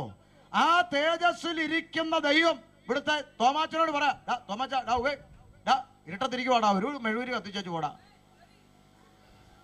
എന്നാടാ പവർ കട്ടാടാ, പ്ലീസ്. നിന്റെ കണ്ണ് തുറക്കുവോ? നിനക്ക് നേരം വെളുക്കുവോ? നിന്റെ കണ്ണ് തുറക്കേ. ആമേൻ. ഇവിടുത്തെ സമുദ്രത്തിന്റെ ആഴമളക്കാൻ ഒറ്റ സയൻസിന് ഇന്ന് വരെ കഴിഞ്ഞിട്ടുണ്ടോ? ഉണ്ടോ? ആ സമുദ്രത്തെ ഒറ്റ വാക്കുകൊണ്ട് അതിരിട്ട് മാറി നിൽക്കാൻ കൽപ്പിച്ചവൻ നിന്നോട് പറയാ രാവിലെ, ഇന്ന് രാവിലെ ചായ വന്നില്ല കേട്ടോ, എന്നോട് ചോദിക്കൂ. ആമേൻ. മനുഷ്യന്റെ കയ്യിൽ നിന്നൊന്നും ആവശ്യപ്പെടുന്നില്ല. മേപ്പോട്ട് വലിക്കുന്ന ശ്വാസം കീപ്പോട്ട് വിടാൻ കഴിയാതെ പോയാൽ വാഴപ്പിണ്ടി പോലെ കിടക്കുന്ന പീറ മനുഷ്യ, മൂക്കി ശ്വാസമുള്ള പീറ മനുഷ്യ, നീയാണോ സ്വർഗത്തിനും ഭൂമിക്കും നാഥനായ മഹാദൈവത്തെ കൺട്രോൾ ചെയ്യാൻ ശ്രമിക്കുന്നത്? നീ പറയുന്നതനുസരിച്ച് നിന്റെ കയ്യിൽ നിന്ന് എന്തെങ്കിലും സ്വീകരിപ്പാൻ നീ എറിഞ്ഞു കൊടുക്കുന്ന നാണയത്തുട്ടുകൾക്ക് വേണ്ടി വഴിയരികിലിരുന്ന് കൈനീട്ടുന്ന ഭിക്ഷാന്തേകിയല്ല ഈശ്വരൻ, പടച്ചവൻ, സൃഷ്ടാവ്. പകരം അവൻ സകലതും മനുഷ്യർക്കും സകലതും കൊടുക്കുന്നവനാകയാൽ വല്ലതിനും മുട്ടുള്ളവൻ എന്ന പോലെ മനുഷ്യന്റെ കയ്യിൽ നിന്നൊന്നും ആവശ്യപ്പെടാത്തവൻ. ആമേൻ. മൂക്കി ശ്വാസമുള്ള വീര മനുഷ്യ, നീ പറയുന്നത് അനുസരിച്ച്, നിന്റെ കൺട്രോളിനനുസരിച്ച് പ്രവർത്തിക്കുന്നവനല്ല ഈശ്വരൻ. നീ പറയുമ്പോൾ കയറാനും ഇറങ്ങാനും, നീ പറയുമ്പോൾ പോകാനും വരാനും, നീ പറയുന്ന അനുസരിച്ച് ഇറങ്ങാനും കയറാനും അടയ്ക്കാനും തുറക്കാനും നിന്റെ കീഴെ പണിയെടുക്കുന്ന ബംഗാളി അല്ല ദൈവം. നിന്റെ കീഴെ പണിയെടുക്കുന്ന ബംഗാളിയോട് പറഞ്ഞ അവൻ കേൾക്കും. അല്ല, നീ പറയുന്ന അനുസരിച്ച് നിന്റെ ഇഷ്ടത്തിനനുസരിച്ച് അങ്ങോട്ടും ഇങ്ങോട്ടും ചാടിക്കളിക്കാൻ നിന്റെ കയ്യിലിരിക്കുന്ന കളിപ്പാവയല്ല ദൈവം. ഇത് പെന്തിക്കോസുകാരൻ ഗ്രഹിച്ചോണം. ചില ന്യൂ ജനറേഷൻ പിള്ളേര് സ്റ്റേജേ കയറി കിടന്ന് ആത്മാവ് ഇപ്പോൾ കയറട്ടെ, ശക്തിയോടെ വ്യാപരിക്ക്. നീ പറയുമ്പോ കയറാനും ഇറങ്ങാനും പരിശുദ്ധാത്മാവ് നിന്റെയും വേലക്കാരനല്ല. ആമേൻ. ആത്മാവിനെ നീ അനുസരിപ്പിക്കണമെന്നല്ല ദൈവവചനം. ആത്മാവിനെ അനുസരിച്ച് നടപ്പിനെന്നാണ് ദൈവവചനം. ആമേൻ. ഇപ്പൊ പിള്ളേരെ കൺട്രോൾ, ഇവരെ കൺട്രോളില്ല ആത്മാവ്. ഇന്ന് രാത്രി ഗൗരവത്തോടൊരു ചിന്ത ഞാൻ പറയാം. പിതാവ് എന്ന് കേൾക്കുമ്പോൾ നിങ്ങൾക്ക് എത്ര ഭയവും ബഹുമാനവും ഉണ്ടാകുന്നു, അതേ ഭയവും ബഹുമാനവും ആദരവും ആമേ പുത്രൻ എന്ന് കേൾക്കുമ്പോഴുണ്ടാകണം. അതേ ഭയവും ഗൗരവവും ആമേ പരിശുദ്ധാത്മാവെന്ന് കേൾക്കുമ്പോഴുണ്ടാകണം. കാരണം തൃത്വത്തിൽ മൂന്നാളത്വങ്ങളും സാക്ഷാൽ ദൈവമാണ്.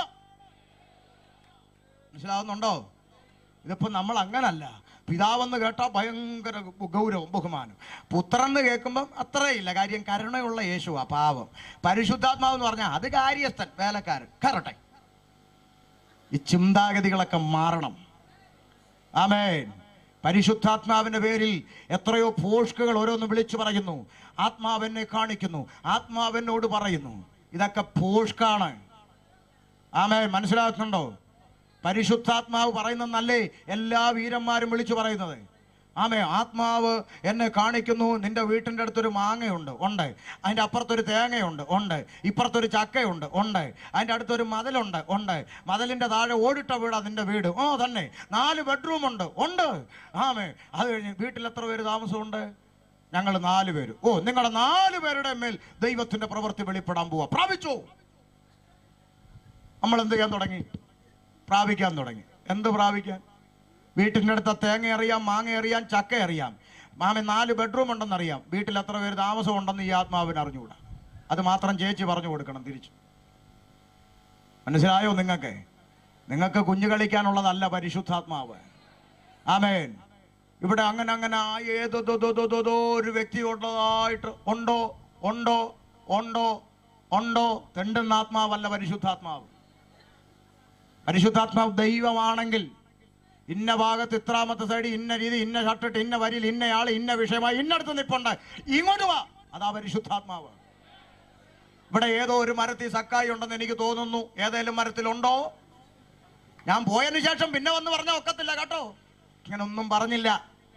ഞാൻ ഇരുന്ന മരത്തിന്റെ കീഴെ എത്തി മേപ്പോട്ട് നോക്കി ഇറങ്ങി പെടാന്ന് പറഞ്ഞു. അടുത്ത ഒറ്റ ദൂത്, ആ ഒറ്റ പേര് വിളി അവനെ നടത്തിയത് മാനസാന്തരത്തിലേക്കാ. പോട്ടെ, ഞാൻ ഇത് ഒത്തിരി പറഞ്ഞുകൊണ്ട് ആ വിഷയത്തിലോട്ടൊന്നും ഞാൻ കയറുന്നില്ല. ഓടി വരിക. അപ്പൊ ശ്രദ്ധിച്ചോണം. പാപമകത്ത് കയറിയപ്പോൾ മനുഷ്യന് സംഭവിച്ച ദുരന്തം ഒറ്റ വാചകത്തിൽ സൃഷ്ടാവിനെ മനുഷ്യൻ മറന്നുപോയി. ഇന്നും സത്യദൈവത്തെ തിരിച്ചറിയാതെ മനുഷ്യനായിരിക്കുന്നതിന്റെ കാരണം, മനുഷ്യ, നിന്റെ അകത്ത് പാപമെന്ന ഇരുട്ട് കുടിയിരിക്കുന്നു. മനുഷ്യന്റെ അകത്ത് പാപം കുടിയേറിയപ്പോൾ സൃഷ്ടാവിനെ മറന്നിട്ടതാ കാളക്കുട്ടിയെ ഉണ്ടാക്കി അതിന്റെ മുമ്പിൽ ജനം നൃത്തം ചെയ്ത് ഇതാണ് നമ്മെ വിടുവിച്ചു കൊണ്ടുവന്ന് യഹോവെന്നൊക്കെ പറഞ്ഞു തുള്ളാൻ തുടങ്ങി. ആമേൻ. ഇത് കണ്ട ദൈവം മനുഷ്യന് പ്രമാണം കൊടുത്തു. ഞാൻ ഓടി വരിക. ന്യായപ്രമാണം കൊടുത്തു. എന്തിന്? ന്യായപ്രമാണം മനുഷ്യന് കൊടുത്തതിന്റെ പിന്നിലുള്ള ദൈവിക ഉദ്ദേശം ക്രിസ്ത്യാനി അറിയണം. പാരമ്പര്യം പറയുന്നവർ അറിയണം. എന്താ ന്യായപ്രമാണം എന്ന് ചോദിച്ചാൽ ചില ആളുകൾ പറയുന്നത് 10 കൽപ്പന എന്ന്. 10 കൽപ്പന മാത്രമാണോ ന്യായപ്രമാണം? അല്ല. മോശയിലൂടെ യഹോവയായ ദൈവം ഇസ്രായേൽ ജനത്തോട് കൽപ്പിച്ച 600-ൽ പരം വരുന്ന കൽപ്പനകൾ ന്യായപ്രമാണമാണ്. ന്യായപ്രമാണം മനുഷ്യന് കൊടുത്തതിന്റെ പ്രധാനപ്പെട്ട 2 ഉദ്ദേശം ഞാൻ നിങ്ങളോട് പറഞ്ഞ് ആ കുറിവാക്യത്തിലോട്ട് ഓടി വരാൻ പോവാ. എന്താണ് ആമേ 2 ഉദ്ദേശം? ഒന്ന്, തെറ്റെന്ത് ശരിയെന്തെന്ന് മനുഷ്യൻ തിരിച്ചറിയണമെങ്കിൽ എന്ത് വേണം? നിയമം വേണം. ഇന്ന് ബൈക്ക് ഓടിച്ച് വന്നവർ ഇതിനകത്തുണ്ടാകും. എല്ലാവരും ഹെൽമെറ്റും കൊണ്ടല്ലേ വന്നേ? അല്ലേ? എന്താ കാര്യം? ഇല്ലേ, അങ്ങോട്ട് പോകുമ്പോൾ പിടിച്ചാൽ ആ പിഴ അടയ്ക്കേണ്ടി വരും. അപ്പോൾ നിയമമുള്ളത് കൊണ്ടാണ് അത് തെറ്റാണെന്ന് നമ്മൾ തിരിച്ചറിയുന്നത്. അപ്പോൾ നിയമം വേണം. തെറ്റെന്ത് ശരിയെന്ന് തിരിച്ചറിയാൻ നിയമം. 2, ന്യായപ്രമാണം കൊടുത്തതിന്റെ 2ാമത്തെ ഉദ്ദേശം, മനുഷ്യന്റെ അകത്ത് കയറിയ പാപമുണ്ടല്ലോ, ഈ പാപം മനുഷ്യന്റെ ഒരു തരത്തിലുള്ള കർമ്മ, ക്രിയ, പുണ്യ പ്രവർത്തികൾ കൊണ്ടൊന്നും അവന്റെ പാപത്തിൽ നിന്ന്, മനുഷ്യന്റെ അകത്തു കയറിയ ആദാമ്യ പാപത്തിൽ നിന്ന് മനുഷ്യന് അവന്റെ ഒരു തരത്തിലുള്ള പ്രവർത്തികൾ കൊണ്ടും മോക്ഷം നേടാൻ കഴിയത്തില്ലെന്ന് ആർക്ക് ബോധ്യപ്പെടണം? മനുഷ്യന് ബോധ്യപ്പെടണം. ഒന്നുകൂടെ ഞാൻ പറയുക, ലളിതമായി പറയുക. മനുഷ്യന്റെ അകത്തു കയറിയ പാപത്തിൽ നിന്ന് ഒരു മോക്ഷം നേടാൻ മനുഷ്യൻ ഇന്നും എന്ത് ചെയ്തുകൊണ്ടിരിക്കുക? അലഞ്ഞുകൊണ്ടിരിക്കുക. മോക്ഷം തേടി മനുഷ്യൻ അലഞ്ഞുകൊണ്ടിരിക്കുക. അമ്പലത്തിലും പള്ളിയിലും മോസ്കിലും ഒക്കെ പോകുന്നതിന്റെ ഉദ്ദേശം മോക്ഷമാണ്. എവിടെ കിട്ടും മോക്ഷം? മനുഷ്യൻ അലഞ്ഞുകൊണ്ടിരിക്കുകയാണ്. എന്നാൽ മനുഷ്യന്റെ ഒരു തരത്തിലുള്ള കർമ്മക്രിയ പുണ്യാദി പ്രവർത്തികൾ കൊണ്ടും അവന്റെ അകത്തു കയറിയ ആദാമ്യ പാപത്തിൽ നിന്ന് അവന് മോചനം നേടാൻ കഴിയത്തില്ലെന്ന് മനുഷ്യന് സ്വയം എന്ത് ചെയ്യണം? ബോധ്യപ്പെടണം. എന്തിന്? അങ്ങനെ ബോധ്യപ്പെട്ടാൽ മാത്രമേ വിശ്വാസത്താലുള്ള രക്ഷ എന്താണെന്ന് കേൾക്കാൻ മനുഷ്യൻ മനസ്സ് കാണിക്കത്തുള്ളൂ. പിടികിട്ടിയോ?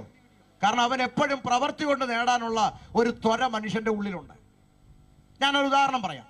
ഇവിടെ ഒരു ചർച്ചിൽ 40 ദിവസം ഉപവാസ പ്രാർത്ഥന നടക്കാമെന്ന് വെക്കുക. അപ്പുറത്തെ വീട്ടിലൊരു ചേട്ടന് ക്യാൻസറായി. ഒരു സഹോദരൻ ചെന്ന് പറഞ്ഞു, ബ്രദറെ, ദേ അവിടെ ഉപവാസ പ്രാർത്ഥന നടക്കുക, നമുക്ക് അവിടെ ഒന്ന് പോയാലോ? എവിടെ? പെന്തിക്കോസുകാരുടെ ഉപവാസ പ്രാർത്ഥന. ആണോ? നടക്കുകയല്ലോ, പോടോന്ന് പറഞ്ഞു. ഓടിച്ചു. പെന്തിക്കോസുകാരുടെ നടക്കുകയല്ലാന്ന് പറഞ്ഞു. ആമേൻ. അല്പ ദിവസം കഴിഞ്ഞപ്പോൾ വേറൊരാൾ വന്നിട്ട് പറഞ്ഞു, വയനാട്ടിൽ ഒരു മൂപ്പനുണ്ട്, ഒരു കേളുവൈദ്യനുണ്ട്, അവിടെ പോയാൽ ക്യാൻസർ ഒക്കെ മാറുമെന്ന് പറഞ്ഞു. എന്നാ പോയേക്കാന്ന് പറഞ്ഞു. ഈവൻ താമരശ്ശേരി ചുരം കയറി എവിടെ പോയി? വയനാട്ടിൽ പോയി കേളുവൈദ്യനെ കാണാൻ. അവിടെ ചെന്ന് ഒരാഴ്ച കഴിഞ്ഞിട്ടും വലിയ കുറവില്ല. അപ്പൊ അടുത്ത ആള് പറഞ്ഞു, കാസർഗോട്ട് മോഹനം വൈദ്യരെടുക്ക പോകാൻ പറഞ്ഞു. അവിടുന്ന് വിട്ടു നേരെ മോഹനം വൈദ്യരെടുത്ത് പോയി. മോഹനം വൈദ്യരെടുത്ത് പോയിട്ടും രക്ഷയില്ല.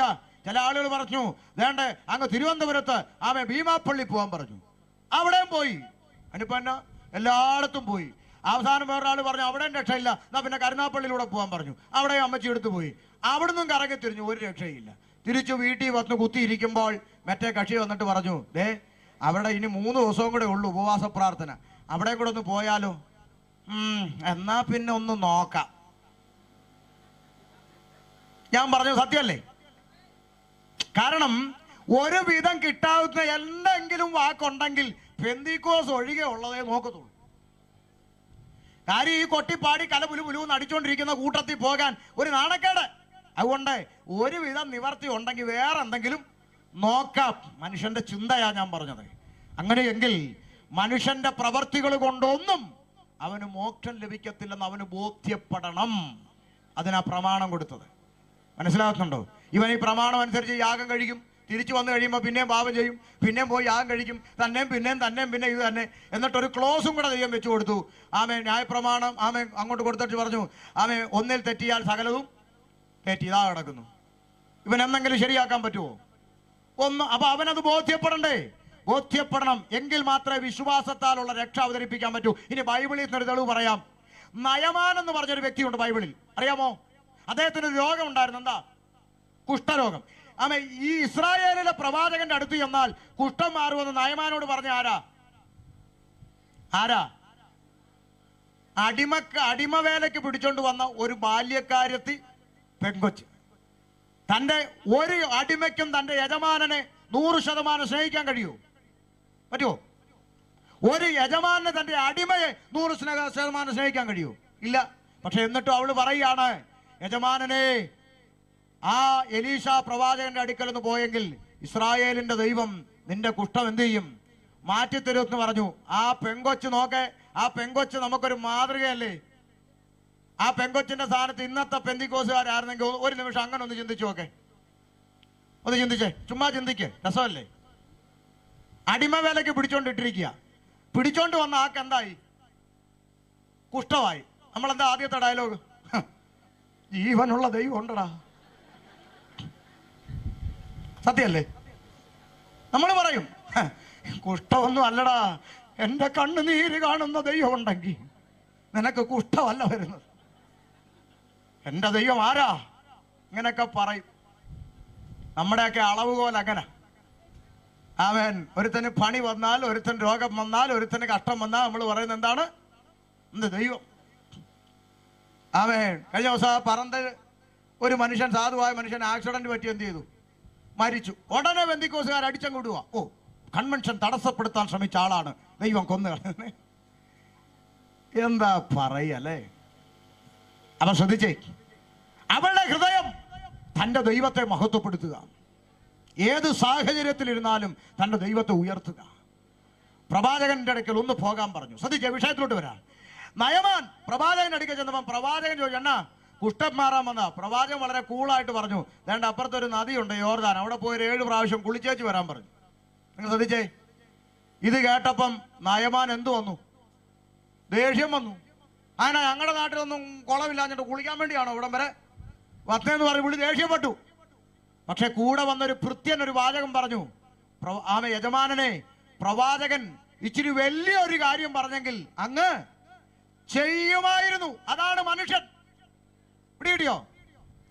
കുഷ്ഠം മാറണം അല്ലേ? എവിടുന്നാ വരുന്നത്? പട്ടണത്തിൽ നിന്നാ. ഒരു കാര്യം ചെയ്, ഒരു 10 അടി മരക്കുരിശ് പണിയണം. അത് മുതുകെ വെച്ചോണ്ട് ടാർട്ടർ റോഡെ കൂടെ മൂട്ടാൽ എഴയണം. എടഞ്ഞില്ല അങ്ങ് മലയൊന്ന് കയറിയാൽ കുട്ടം മാറും എന്ന് പറഞ്ഞെങ്കിൽ ഒരു സ്റ്റാൻഡേർഡ് ഉണ്ടായിരുന്നു. നമുക്ക് എഴയുമ്പോൾ ഒരു സെൽഫി എടുത്ത് ഫേസ്ബുക്കിൽ ഇടാനും ഒക്കെ പറ്റുമായിരുന്നു. സ്റ്റാൻഡേർഡ് ഉണ്ട്. ഇത് ചുമ്മാ പോത്തിനെ കുളിപ്പിക്കുന്ന വെള്ളത്തിൽ പോയി മുങ്ങിയാ കുട്ടം മാറും. ഓ, ഇത് തന്നെയല്ലേ മനുഷ്യൻ ഇന്നും പറയുന്നത്? പാപമോചനം കിട്ടാൻ അവിടെ പോയി ഇവിടെ പോയി അത് ചെയ് ഇത് ചെയ്തെന്ന് പറഞ്ഞാൽ അതിനെല്ലാം സ്റ്റാൻഡേർഡ് ഉണ്ട്, എല്ലായിടത്തും ഓടും. പക്ഷേ വെള്ളത്തിൽ മുങ്ങി സ്നാനം വെക്കാൻ പറഞ്ഞാലോ, പിന്നെ എരുമയെ കുളിപ്പിക്കുന്ന വെള്ളത്തിൽ മുങ്ങിയ പാപമോചനം കിട്ടും. ഇത് തന്നെയാ മനുഷ്യൻ. അന്നും ഇന്നും ഈ ചിന്തയാ മനുഷ്യന്. അപ്പൊ മനുഷ്യന്റെ ഒരു സ്വഭാവമാണ്, അവന്റെ പ്രയത്നങ്ങൾ കൊണ്ടൊന്നും അവന് മോക്ഷം ലഭിക്കത്തില്ലെന്ന് ബോധ്യപ്പെട്ടാൽ മാത്രമേ വിശ്വാസത്താലുള്ളതിന് ചെവി കൊടുക്കൂ. അതിന് ന്യായപ്രമാണം കൊടുത്തു. ന്യായപ്രമാണത്തിന്റെ പ്രവൃത്തി കൊണ്ടൊന്നും മനുഷ്യന് മോക്ഷം നേടാൻ സാധിക്കത്തില്ലെന്ന് ഒരു പരിധിവരെ ഇസ്രായേലിനെ ബോധ്യപ്പെടുത്തിയിട്ട് വിശ്വാസത്താൽ ഒരു രക്ഷയുണ്ടെന്ന് മനുഷ്യനെ കാണിച്ചു കൊടുക്കുവാൻ ഒരു ഡെമോ മരുഭൂമിയിൽ അവതരിപ്പിച്ചു. അതാണ് നമ്മൾ വായിച്ച കുറിവാക്യം. എന്താണ് ആ ഡെമോ? മരുഭൂമിയിൽ ഒരു താമ്രസർപ്പത്തെ ഉയർത്തി ഉണ്ടാക്കാൻ മോശയോട് പറഞ്ഞു. എന്തിനാണെന്നറിയാമോ? അഗ്നിസർപ്പത്തിന്റെ കടിയേറ്റ് മരിക്കുവാനായി മരണത്തിലേക്ക് പോകുന്ന ആളുകൾ ഉയർത്തപ്പെട്ട താമ്രസർപ്പത്തിലേക്ക് നോക്കിയാൽ കേവലം ഒരു നോട്ടം കൊണ്ട് മരണം മാറി ജീവനിലേക്ക് പ്രവേശിക്കും. ഇത് ബോധ്യപ്പെടുത്തണം. എന്തിനാ?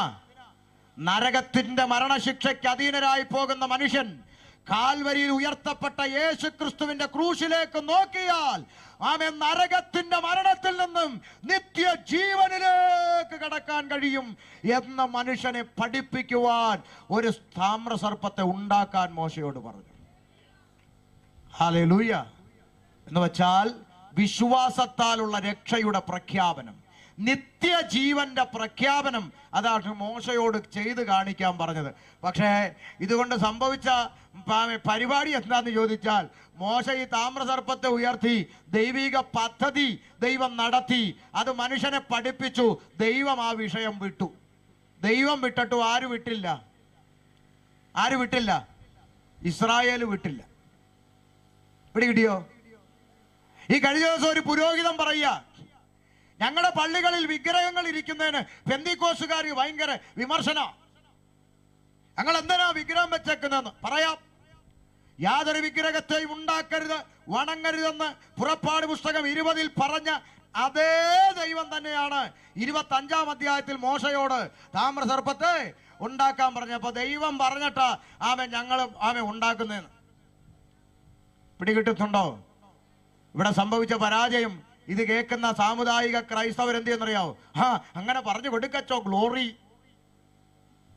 അങ്ങനെ പറഞ്ഞു കൊടുക്കുന്ന അച്ഛന്മാരോട് എനിക്കൊരു അപേക്ഷയുണ്ട്. നിങ്ങൾ ഈ ഉണ്ടാക്കാൻ പറഞ്ഞത് മാത്രം പഠിപ്പിക്കരുത്, അതിനുശേഷം എന്ത് സംഭവിച്ചെന്നുകൂടി ദയവായി പഠിപ്പിക്കണം, പറ്റിക്കരുത്. അതിനുശേഷം എന്ത് സംഭവിച്ചു? 2 രാജാക്കന്മാരുടെ പുസ്തകം 18-ാം അധ്യായം അതിന് 1 മുതൽ വേഗത്തിൽ വായിച്ചേ. ഇസ്രായേൽ രാജാവായ ഏലായുടെ മകനായ ഹോശയുടെ 3-ാം ആണ്ടിൽ യഹൂദ രാജാവായ ആഹാസിന്റെ മകൻ ഹിസ്കിയാവ് രാജാവായി. ശ്രദ്ധിച്ചു കേട്ടോണം. അവൻ വാഴ്ച തുടങ്ങിയപ്പോൾ അവൻ 25 വയസ്സായിരുന്നു. ആയിക്കോട്ടെ, 25 വയസ്സിൽ ഭരണത്തിൽ കയറുന്ന നല്ല കാര്യം. അവൻ യെരൂശലേമിൽ 29 സംവത്സരം വാണു. 25-ാം വയസ്സിൽ ഭരിക്കാൻ കയറിയ ആൾ 29 വർഷം ഭരിച്ചു. നല്ല കാര്യം. അവന്റെ അമ്മയ്ക്ക് അബി എന്ന് പേർ. അബി എന്ന അവന്റെ അമ്മയുടെ പേര്. നല്ല പേരല്ലേ? അവൾ സക്രിയാവിന്റെ മകളായിരുന്നു. ആയിക്കോട്ടെ, സക്രിയാവിന്റെ മകൾ അവന്റെ അമ്മയായി, നമുക്ക് പ്രശ്നമൊന്നും ഇല്ലല്ലോ. വായിച്ചു. അവൻ തന്റെ പിതാവായ ദാവീദ് ചെയ്തതുപോലെയൊക്കെയും യഹോവയ്ക്ക് പ്രസാദമായുള്ളത് ചെയ്തു. അവൻ പൂജാഗിരികളെ നീക്കി വിഗ്രഹസ്തംഭങ്ങളെ തകർത്ത് അശേര പ്രതിഷ്ഠയെ വെട്ടിമുറിച്ച് മോശ ഉണ്ടാക്കിയ താമ്ര സർപ്പത്തെയും ഉടച്ചു കളഞ്ഞു. ഒന്നുകൂടെ. മോശ അവൻ പൂജാഗിരികളെ നീക്കി വിഗ്രഹസ്തംഭങ്ങളെ തകർത്ത് അശേര പ്രതിഷ്ഠയെ വെട്ടിമുറിച്ച് അടുത്തത് മോശ ഉണ്ടാക്കിയ താമ്രസർപ്പത്തെയും ഉടച്ചു കളഞ്ഞു. മോശ ഉണ്ടാക്കിയ താമ്രസർപ്പത്തെ അവൻ ഉടച്ചു. ഉടയ്ക്കാനുള്ള കാരണം എന്താ? അടുത്ത വാക്യം. ആ കാലം വരെ, ഉടയ്ക്കുന്നത് വരെ ഇസ്രായേൽ മക്കൾ അതിന് ധൂപം കാട്ടി വന്നു. കണ്ടോ? ഇപ്പൊ ദൈവം വിട്ടിട്ടു, ഇസ്രായേൽ വിട്ടില്ല. അവരെടുത്തോണ്ട് പോയി മാറ്റി ഒരു മൂലയ്ക്ക് വെച്ചിട്ട് എന്ത് ചെയ്തു? അടുത്ത വാക്കെന്താ? അതിന് നെഗുഷ്ടാൻ എന്ന് പേരായിരുന്നു. അപ്പൊ ഇവരതിനെ പൊക്കിയെടുത്ത് ഒരു മൂല കൊണ്ടുവച്ച് ഒരു പേര് പങ്കിട്ടു, നെഗുഷ്ടാൻ. പേരിടുന്നതൊക്കെ ഇവരാ. പേരും എന്തെല്ലാം പേരാ അല്ലേ? എന്തെല്ലാം പേരാ? ഓരോരുത്തർക്കും ഓരോ പേരിടുക. കളഞ്ഞു പോകുന്ന കിട്ടുന്ന ഒരാള്, പിന്നെന്തുവാ മോഷ്ടിക്കുന്ന കിട്ടുന്ന ഒരാള്, പിന്നെന്തുവാ ഓരോരുത്തർക്കും ഓരോ സഹായകൻ, എല്ലാ പേരും ഇവരെ കിടും. നെഗുഷ്ടാൻ എന്നൊരു പേര് വിട്ടേച്ചേ അവരതിന്റെ മുമ്പിൽ എന്ത് കാട്ടാൻ തുടങ്ങി?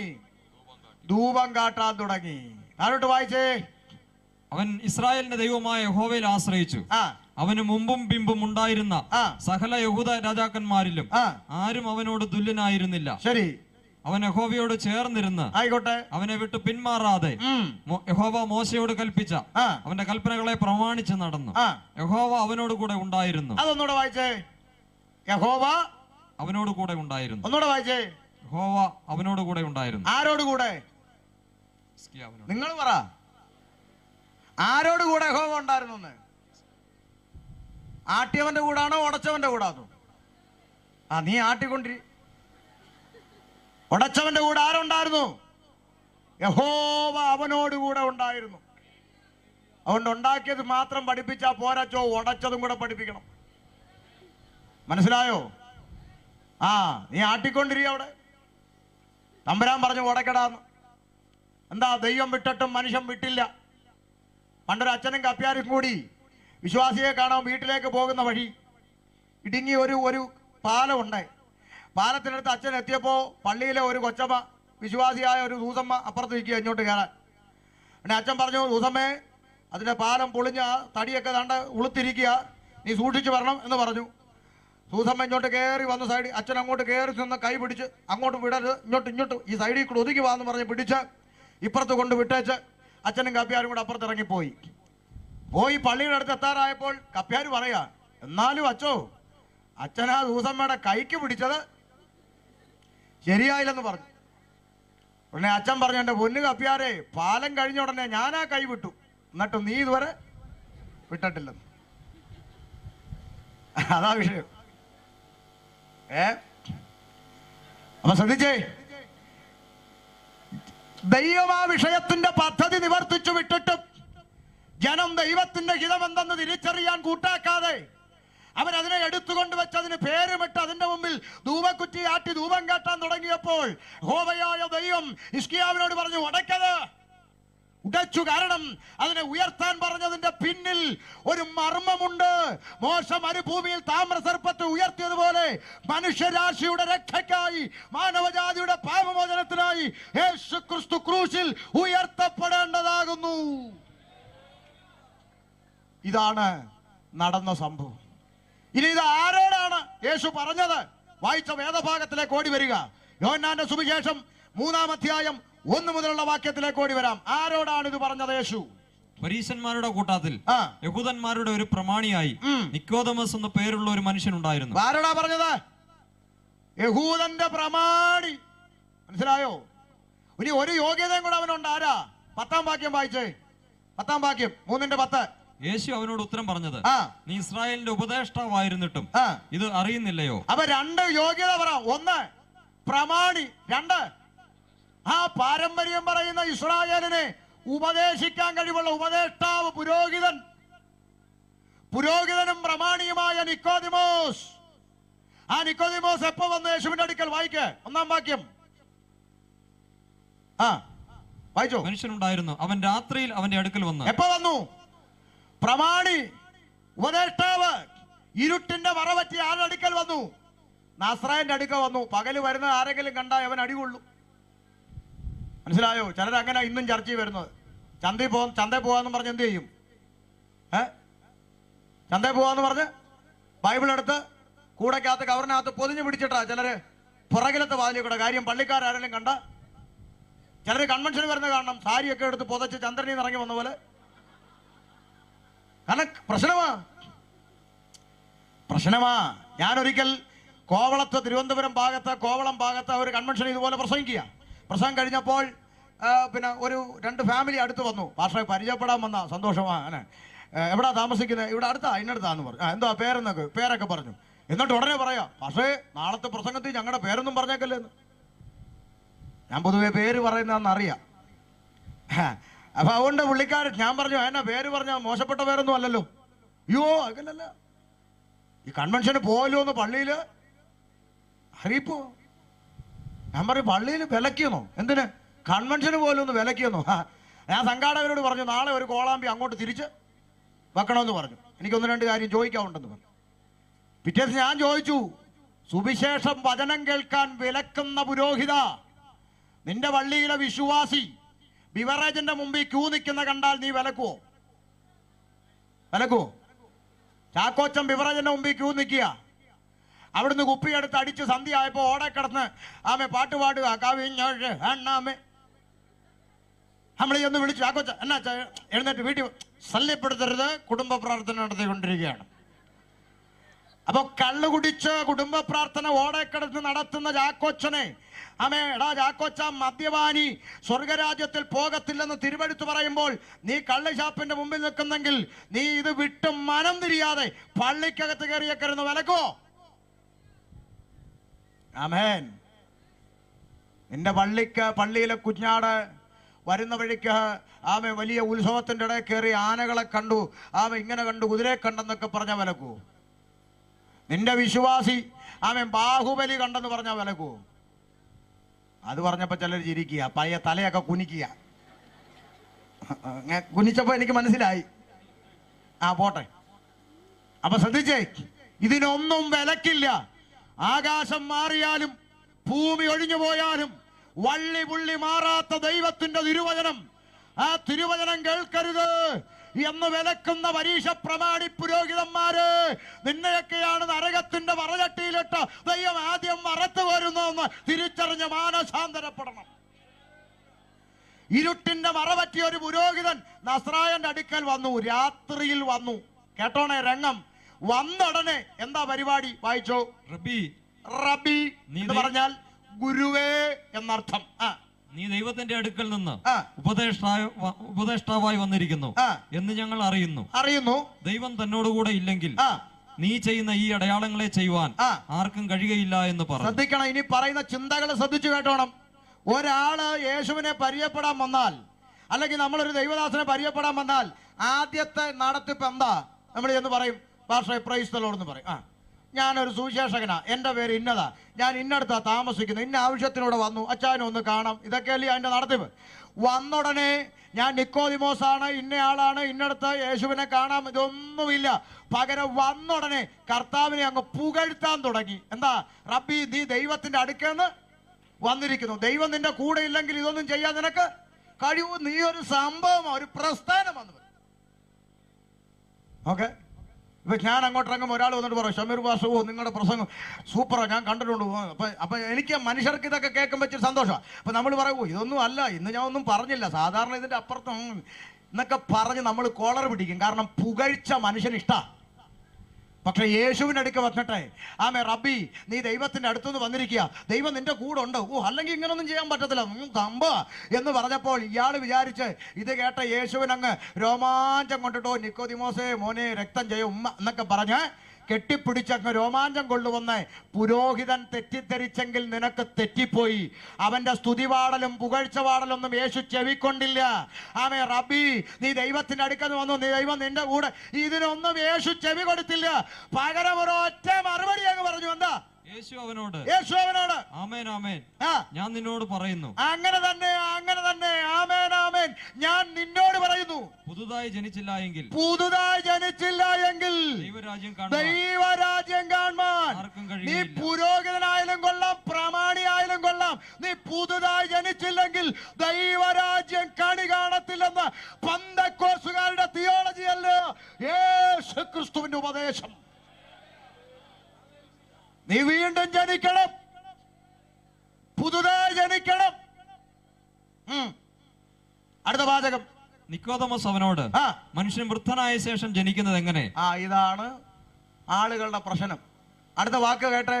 രണ്ടാമത് അമ്മയുടെ ഉദരത്തിൽ കിടന്ന് ജനിക്കാമോ എന്ന് ചോദിച്ചു. കണ്ടേ, പെന്തിക്കോസുകാരന്റെ കൈ മൈക്ക് കിട്ടിയ യവന് പറയാൻ ഒന്നേ ഉള്ളൂ, വീണ്ടും ജനിക്ക്, വീണ്ടും ജനിക്ക്, വീണ്ടും ജനിക്ക്. ഇത് കേൾക്കുന്ന നാട്ടുകാരൊന്നടക്കം ചോദിക്കുക, എങ്ങനെ ജനിക്കണമെന്നാ ഈ പറയുന്നത്? ഇനി രണ്ടാമത് അമ്മയുടെ വയറ്റിൽ കയറി ഒന്നുകൂടെ ജനിക്കണമെന്ന്. അത് തന്നെയാ യവനും ചോദിച്ചത്. ഇത് തന്നെയാ ഇന്നും നാട്ടുകാർ ചോദിക്കുന്നത്. പുരോഹിതനാന്ന് പറഞ്ഞിട്ട് കഥയുണ്ടോ? പ്രമാണിയാന്ന് പറഞ്ഞിട്ട് കഥയുണ്ടോ? ഇനി എങ്ങനെ ജനിക്കുന്ന കാര്യമാണോ ഈ കിടന്ന് തൊണ്ട കീറുന്നതെന്ന്? പിന്നെ യേശു ആയോണ്ട് അങ്ങനെ ചോദിച്ചില്ല, സ്റ്റാൻഡേർഡായിട്ട് ചോദിച്ചു. നമ്മളോടൊക്കെയാണ് എന്നാടോ ഈ കടന്ന് കൂവുന്നേ, എങ്ങനെ ജനിക്കണമെന്നാ ഈ പറയുന്നേ? ഇനി അമ്മയുടെ വയറ്റിൽ കയറി ഒന്നുകൂടെ ജനിക്കണോ 19 വയസ്സുള്ള ഞാൻ എന്നൊക്കെ മനുഷ്യൻ ഇന്നും ചോദിച്ചുകൊണ്ടിരിക്കുക. അതിന്റെ മറുപടി പെന്തിക്കോസിന്റെ മറുപടി അല്ല, യേശു ക്രിസ്തുവിന്റെ മറുപടി വായിക്ക. അതിന് യേശു ആമേൻ ആമേൻ ഞാൻ നിന്നോട് പറയുന്നു, ആമേൻ ആമേൻ ഞാൻ നിന്നോട് പറയുന്നു, വെള്ളത്താലും ആത്മാവിനാലും ജനിച്ചില്ല എങ്കിൽ ദൈവരാജ്യത്തിൽ കടപ്പാൻ ആർക്കും കഴിയുകയില്ല. നീ എങ്ങനെ വീണ്ടും ജനിക്കണം? നീ വെള്ളത്താലും ആത്മാവിനാലും വീണ്ടും ജനിക്കണം. ഇത് പറയുമ്പോ ഒരാൾ പറയാം, അങ്ങനാണോ? ഞാൻ അങ്ങനെ ജനിച്ചിട്ടുണ്ട്. എങ്ങനെ? വെള്ളത്താലും ആത്മാവിനാലും. എങ്ങനെ? പിതാവിന്റെയും പുത്രന്റെയും പരിശുദ്ധ റൂഹായുടെ നാമത്തിൽ 8-ാം ദിവസം വെള്ളം തെളിച്ചില്ലേ? അതാണ് വെള്ളത്താലും ആത്മാവിനാലും ഉള്ള ജനനമെന്ന് ഒരു കൂട്ടം അച്ചാച്ചന്മാര് പറയുന്നു. അപ്പൊ ഈ അടുത്തിടയ്ക്ക് വേറൊരു അച്ചാച്ചൻ പറഞ്ഞു, ഞങ്ങൾ ഈ 8-ാം നാളിൽ ഈ ജ്ഞാനസ്നാനം കൊടുക്കുന്ന എന്തിനെന്നറിയാവോ? അതൊക്കെ പഠിക്കണം. ഞാൻ ചോദിച്ചു, എന്നെ പഠിക്കണ്ട, പഠിക്കാം. എന്നാൽ പുള്ളി പറഞ്ഞു, അതേ പണ്ട് യഹൂദന്മാർക്ക് കൊടുത്ത 8-ാം നാളിൽ പരിച്ഛേദന ഏൽക്കണം. പുതിയ നിയമസഭയ്ക്ക് പരിച്ഛേദന ഇല്ലാത്തത് കൊണ്ട് പരിച്ഛേദനയ്ക്ക് പകരമാണ് ഞങ്ങൾ എന്ത് കഴിപ്പിക്കുന്നത്? മാമോദീസ കഴിപ്പിക്കുന്നത്. അതൊക്കെ അങ്ങോട്ട് പഠിക്കണം. അപ്പൊ ഞാൻ പറഞ്ഞു, അങ്ങനാണെങ്കിൽ സഹോദരിമാര് പെട്ടുപോകുമല്ലോ. പരിച്ഛേദന ആർക്കേ ഉള്ളൂ? പരിച്ഛേദന പുരുഷന്മാർക്ക്, ആണായ കുഞ്ഞുങ്ങൾക്ക് ആ പരിച്ഛേദന. അതിന് പകരമാണ് മാമോദീസ എങ്കിൽ ആണുങ്ങളുടെ കാര്യം ഓക്കെ. പെണ്ണുങ്ങൾ എന്തു ചെയ്യും? എന്നാ മിണ്ടാത്ത അനക്കൊന്നും ഇല്ലല്ലോ. പിന്നെ പറയുന്നു, വെള്ളത്താലും ആത്മാവിനാലും വീണ്ടും ജനിച്ചാണ് ഞങ്ങൾ മാമോദീസ. അല്ല, എന്താ ഇവിടെ പറയുന്ന വെള്ളം? എന്താ ഇവിടെ പറയുന്ന വെള്ളം? എന്താ ഈ വെള്ളം? യെശയ്യാ പ്രവാചകന്റെ പുസ്തകം 55:1 വായിക്കേ. യെശയ്യാ പ്രവാചകന്റെ പുസ്തകം 55-ാം അധ്യായം 1-ാം വാക്യം വായിക്കാം. വായിച്ചു.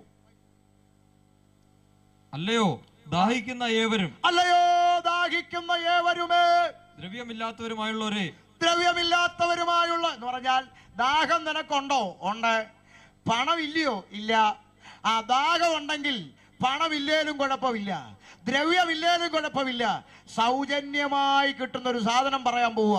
അല്ലയോ ദാഹിക്കുന്ന ഏവരുമേ, ദ്രവ്യമില്ലാത്തവരുമായുള്ളവരെ, വെള്ളത്തിന് വരുവീൻ. എന്തിനു വരുവീൻ? വെള്ളത്തിനു വരുവീൻ. അടുത്തത്, വന്നു വാങ്ങി തിന്നുവീൻ. എന്നാന്ന് ഒന്നുകൂടെ വായിച്ചേ. വന്നു വാങ്ങി തിന്നുവീൻ. വന്നു വാങ്ങി എന്തോ തിന്നാൻ? വെള്ളമോ? വെള്ളം എങ്ങനെ തിന്നും? വന്ന് വാങ്ങി കുടിക്കുവിനെന്നല്ലേ പറയേണ്ടത്? പിന്നെ എന്നാ പരിശുദ്ധാത്മാവ് വാങ്ങി തിന്നാൻ പറഞ്ഞ്? തിന്നുന്ന വെള്ളോ? തിന്നുന്ന വെള്ളം. അതിനാ തിന്നുന്ന വെള്ളം. യെഹെസ്കേൽ 3-ാം അധ്യായം 1 മുതൽ വായിക്കേ. എന്നാ തിന്നുന്ന വെള്ളം? വായിച്ചാട്ടെ. യെഹെസ്കേൽ 3.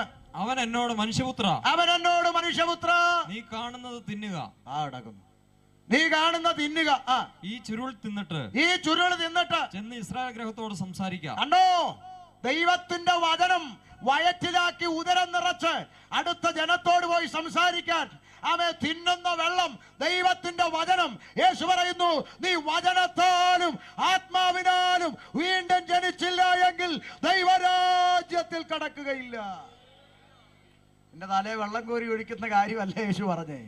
വചനത്താലും ആത്മാവിനാലും വീണ്ടും ജനിക്കണം. അപ്പോഴൊരു മറുചോദ്യം, വചനത്താലും ആത്മാവിനാലും അങ്ങനെ ആരെങ്കിലും ജനിച്ച ചരിത്രം ഉണ്ടോ പാസ്റ്ററെ? ഞാൻ തരാം. കന്യകയായൊരു യുവതിയുടെ അടുക്കൽ ദൂതൻ വന്നിട്ടൊരു വാക്ക് പറഞ്ഞു. മറിയയെ, നിനക്ക് ദൈവത്തിന്റെ കൃപ ലഭിച്ചു. അത്യുന്നതന്റെ ശക്തി നിന്റെ മേൽ നിഴലിടും. പരിശുദ്ധാത്മാവ് നിന്റെ മേൽ വരും. ആമേൻ. ആകയാൽ ഉത്ഭവിക്കുന്ന വിശുദ്ധ പ്രജ അത്യുന്നതന്റെ പുത്രൻ എന്ന് വിളിക്കപ്പെടും. ഏതാണ് ഈ പുത്രൻ? വചനം ജഡമായി കൃപയും സത്യവും നിറഞ്ഞവനായി നമ്മുടെ ഇടയിൽ പാർത്തവൻ. ആര്? യേശു ക്രിസ്തു. വചനവും പരിശുദ്ധാത്മാവും കൂടെ ചേർന്നപ്പോൾ മറിയയുടെ ഉദരത്തിൽ ഒരു ജനനം നടന്നു. അവനാണ് സാക്ഷാൽ ദൈവമായ യേശു ക്രിസ്തു. വചനത്താലും ആത്മാവിനാലും വീണ്ടും ജനിക്കണമെന്ന് പറഞ്ഞാൽ നിന്റെ അകത്ത് യേശു ജനിക്കണം. അപ്പൊ നീ വീണ്ടും ജനിക്കും. യേശു നിന്റെ അകത്ത് ജനിക്കുമ്പോൾ നീ വീണ്ടും ജനനം പ്രാപിക്കും. യേശു ജനിക്കേണ്ടത് ദൈവവചനത്താലും പരിശുദ്ധാത്മാവിനാലും. ഇനി അതിനടുത്ത തെളിവ് എവിടെ പറയാം?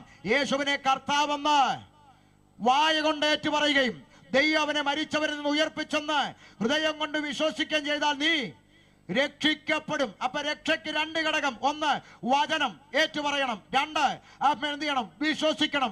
തിരുവെടുത്ത് പറയുന്നു, പരിശുദ്ധാത്മാവിൽ അല്ലാതെ ആർക്കും അവനെ ഏറ്റുപറയാൻ കഴിയില്ല. അപ്പോൾ ആത്മാവും വചനവും കൂടി ചേരുമ്പോൾ വീണ്ടും ജനനം നടക്കും. നീ രക്ഷിക്കപ്പെടും. പിടികിട്ടിയോ? യേശു നിന്റെ ഹൃദയത്തിൽ ജനിക്കുമ്പോൾ നീ വീണ്ടും ജനിക്കും. അല്ലാതെ യേശു നിന്റെ പുൽക്കൂട്ടി ജനിച്ചാൽ നീ വീണ്ടും ജനിക്കത്തില്ല. നിന്റെ ഹൃദയത്തിൽ ജനിക്കണം. ഇന്ന് പലരുടെയും വീട്ടിൽ യേശു കഴിഞ്ഞ ഡിസംബറിൽ എന്ത് ചെയ്തേ ഉള്ളൂ? ജനിച്ചതേ ഉള്ളൂ. എല്ലാ ക്രിസ്മസിനും ജനിപ്പിക്കും, ദുഃഖവെള്ളിക്ക് കൊല്ലും. ഒരു വയസ്സ് പോലും വളരാൻ ഇന്ന് വരെ നീ സമ്മതിച്ചിട്ടില്ല. VVIP കാറി വന്ന് കടക്കാരോട് ചോദിക്കുന്നു, യേശുവിന് എന്താ വില? 150. യോസേപ്പിനോ 100. മറിയക്കോ 100. ദൂതന്മാർക്കോ 50. ഭയങ്കര വിലയാണല്ലോടോ സാറേ. അങ്ങോട്ടും ഇല്ല ഇങ്ങോട്ടും ഇല്ല. കുടുംബമായിട്ട് എടുത്താൽ 200 രൂപയ്ക്ക് തരാം. യേശുവിന്റെ കുടുംബത്തിന്റെ വില 200. 3 മാസം കഴിഞ്ഞ് കിളയക്കാരെന്ന് പറമ്പ് കളയ്ക്കുമ്പോൾ യേശുവിന്റെ തല വാഴ ചുവട്ടിയെന്ന്, യോസേപ്പിന്റെ കാല് തെങ്ങും ചുവട്ടിയെന്ന്. കാര്യം അടുത്ത വർഷം വേറെ യേശു വേറെ കടയിൽ നിന്ന് വരും. നാണമില്ലയോടോ ക്രിസ്ത്യാനി നിനക്ക്? ആമേൻ. നീ വേദപുസ്തകം പഠിക്കേ.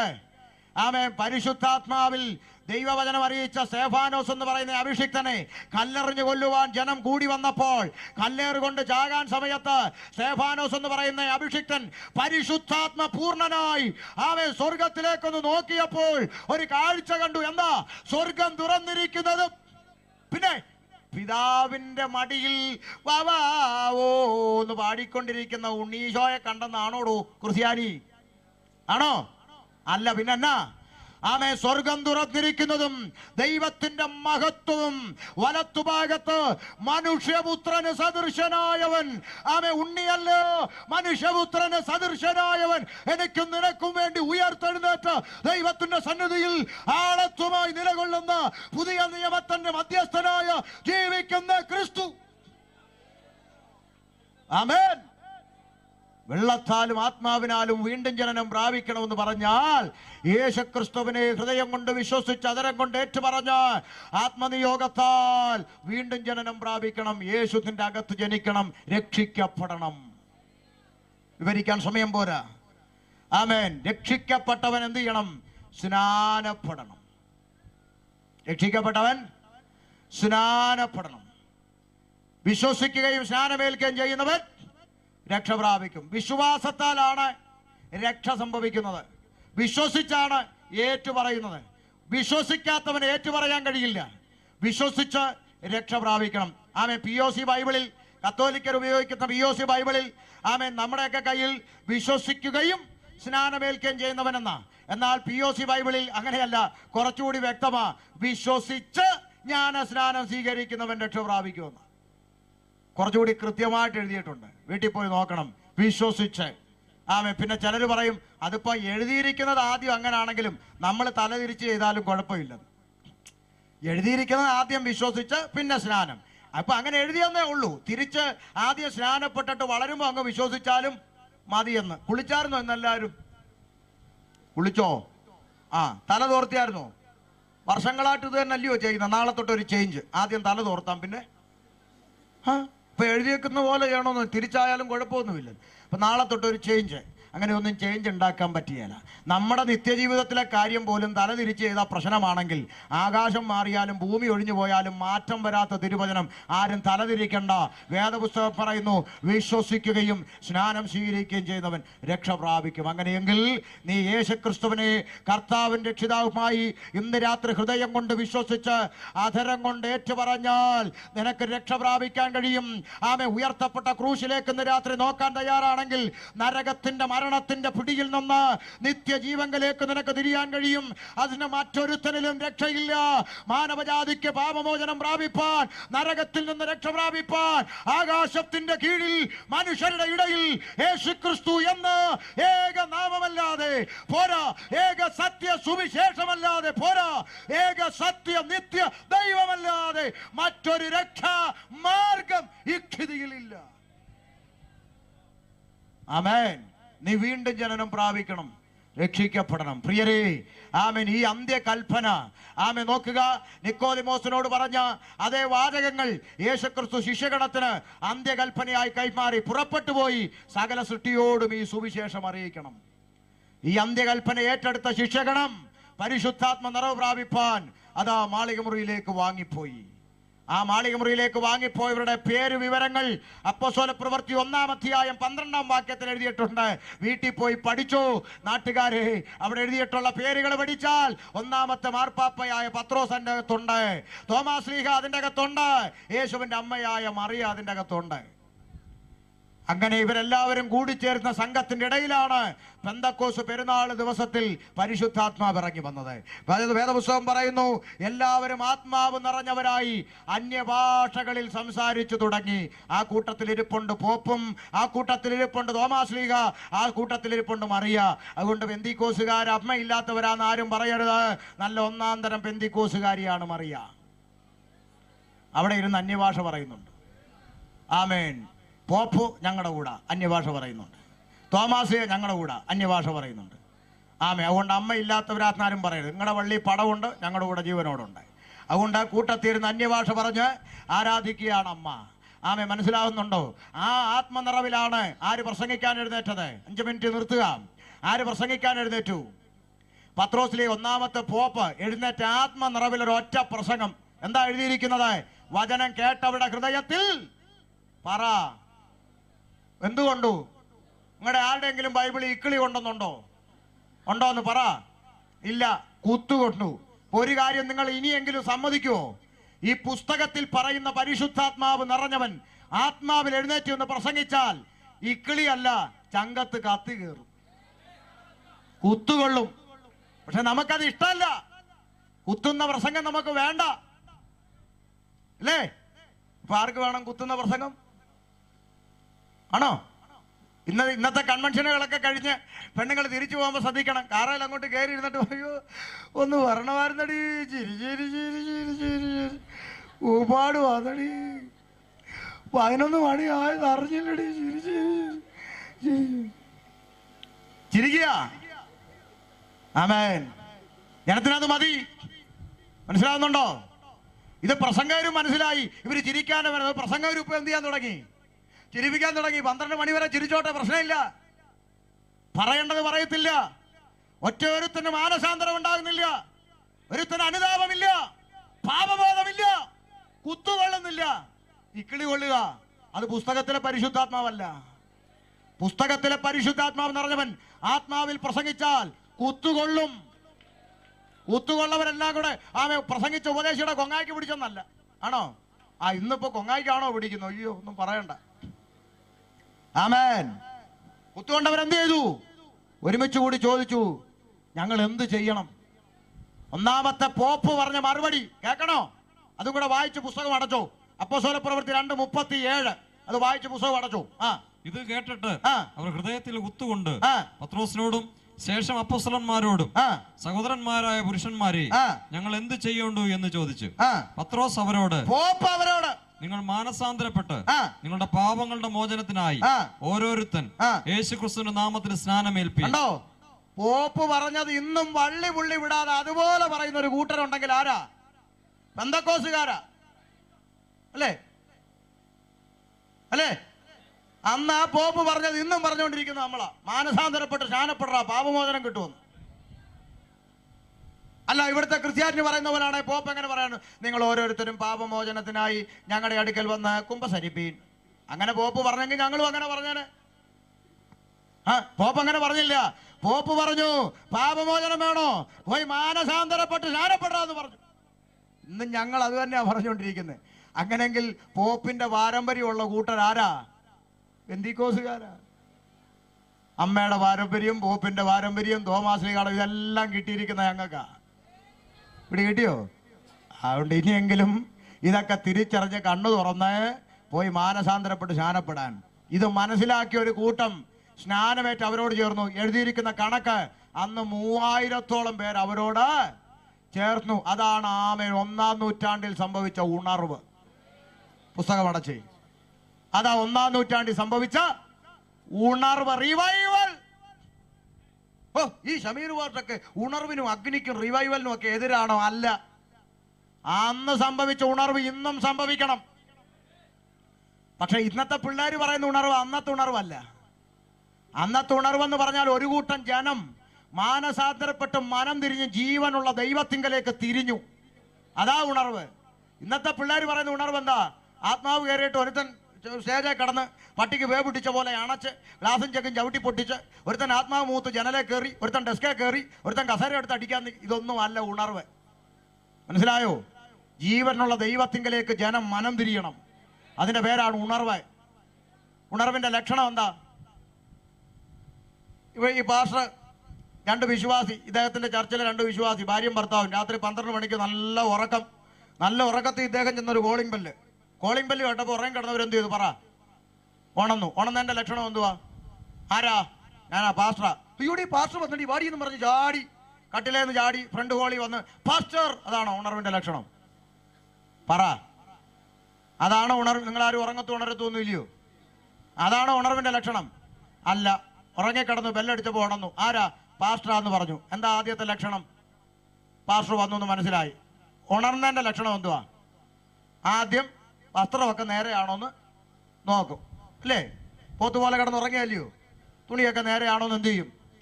അതിനാ നിങ്ങളാരും അങ്ങനെ കണ്ടിട്ട് പോലും ഇല്ലാത്ത പോലെ നോക്കത്തില്ലേ? നോക്കും.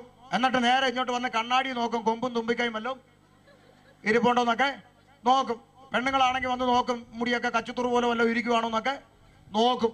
എല്ലാം നോക്കി ക്രമീകരിച്ച് വേണമെങ്കിൽ ഒരു പുതപ്പും കൂടെ അടുത്ത് ഒന്ന് മര്യാദക്കൊന്ന് പുതച്ചിട്ട് വന്ന് വാതിൽ തുറക്കും. ഉണർവിന്റെ ലക്ഷണം ക്രമീകരണമാകുഞ്ഞേ.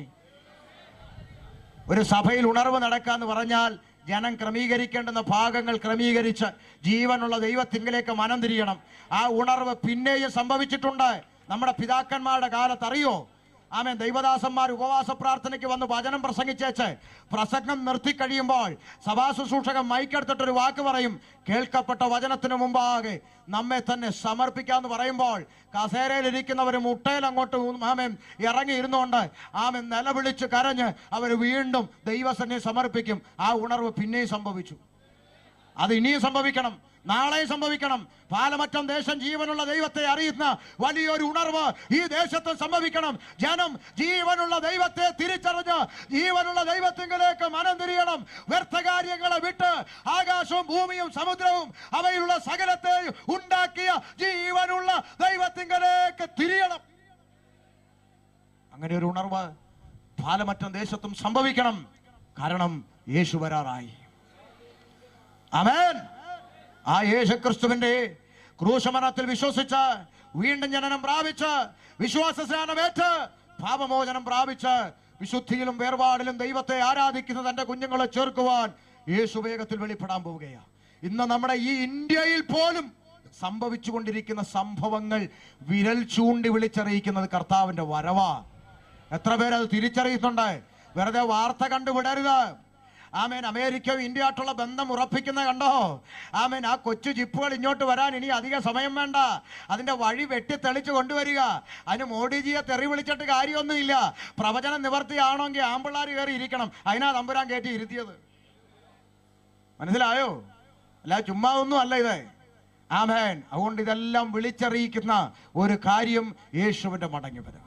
കാഹളനാദത്തിങ്കൽ കൈവിടപ്പെട്ടു പോകാതെ കർത്താവിന്റെ വരവെങ്കിൽ എടുക്കപ്പെടുവാൻ ദൈവകൽപ്പന അനുസരിച്ച് വിടേണ്ടതിന് വിട്ടുതിരിഞ്ഞ് ക്രമീകരിച്ച് ജീവനുള്ള ദൈവത്തിങ്കലേക്ക് മനം തിരിഞ്ഞ് എല്ലാ കളികളും എല്ലാ രാഷ്ട്രീയങ്ങളും എല്ലാ സ്ഥാനമാന മോഹങ്ങളും എല്ലാ പൊളിറ്റിക്സും എല്ലാം മതിയാക്ക് മനം തിരിഞ്ഞ് ദൈവത്തിങ്കലേക്ക് അടുത്തുവാ. മനം തിരിഞ്ഞ് അടുത്തുവാ. കർത്താവ് വരാറായി.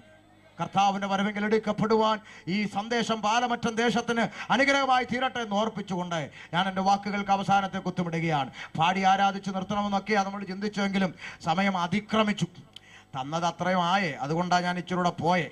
അപ്പം നിങ്ങളെക്കാളും അധിക ദൂരം പോകേണ്ട ഞാനാ. എങ്കിലും സന്തോഷമേ ഉള്ളൂ. ഈ സത്യം അനേകരുടെ കണ്ണു തുറപ്പിക്കാൻ ഇടയായി തീരട്ടെ എന്ന് ഓർപ്പിച്ചുകൊണ്ട് വാക്കുകളിൽ നിന്ന് വിരാമം കുറിക്കുന്നു. കാഹളം ധരിക്കാം താമസമെങ്കിൽ നമുക്ക് വീണ്ടും കാണാം, അല്ല എങ്കിൽ അക്കരെ വെച്ച് കാണാം എന്ന പ്രത്യാശയോടെ മൈക്ക് കൈമാറുന്നു.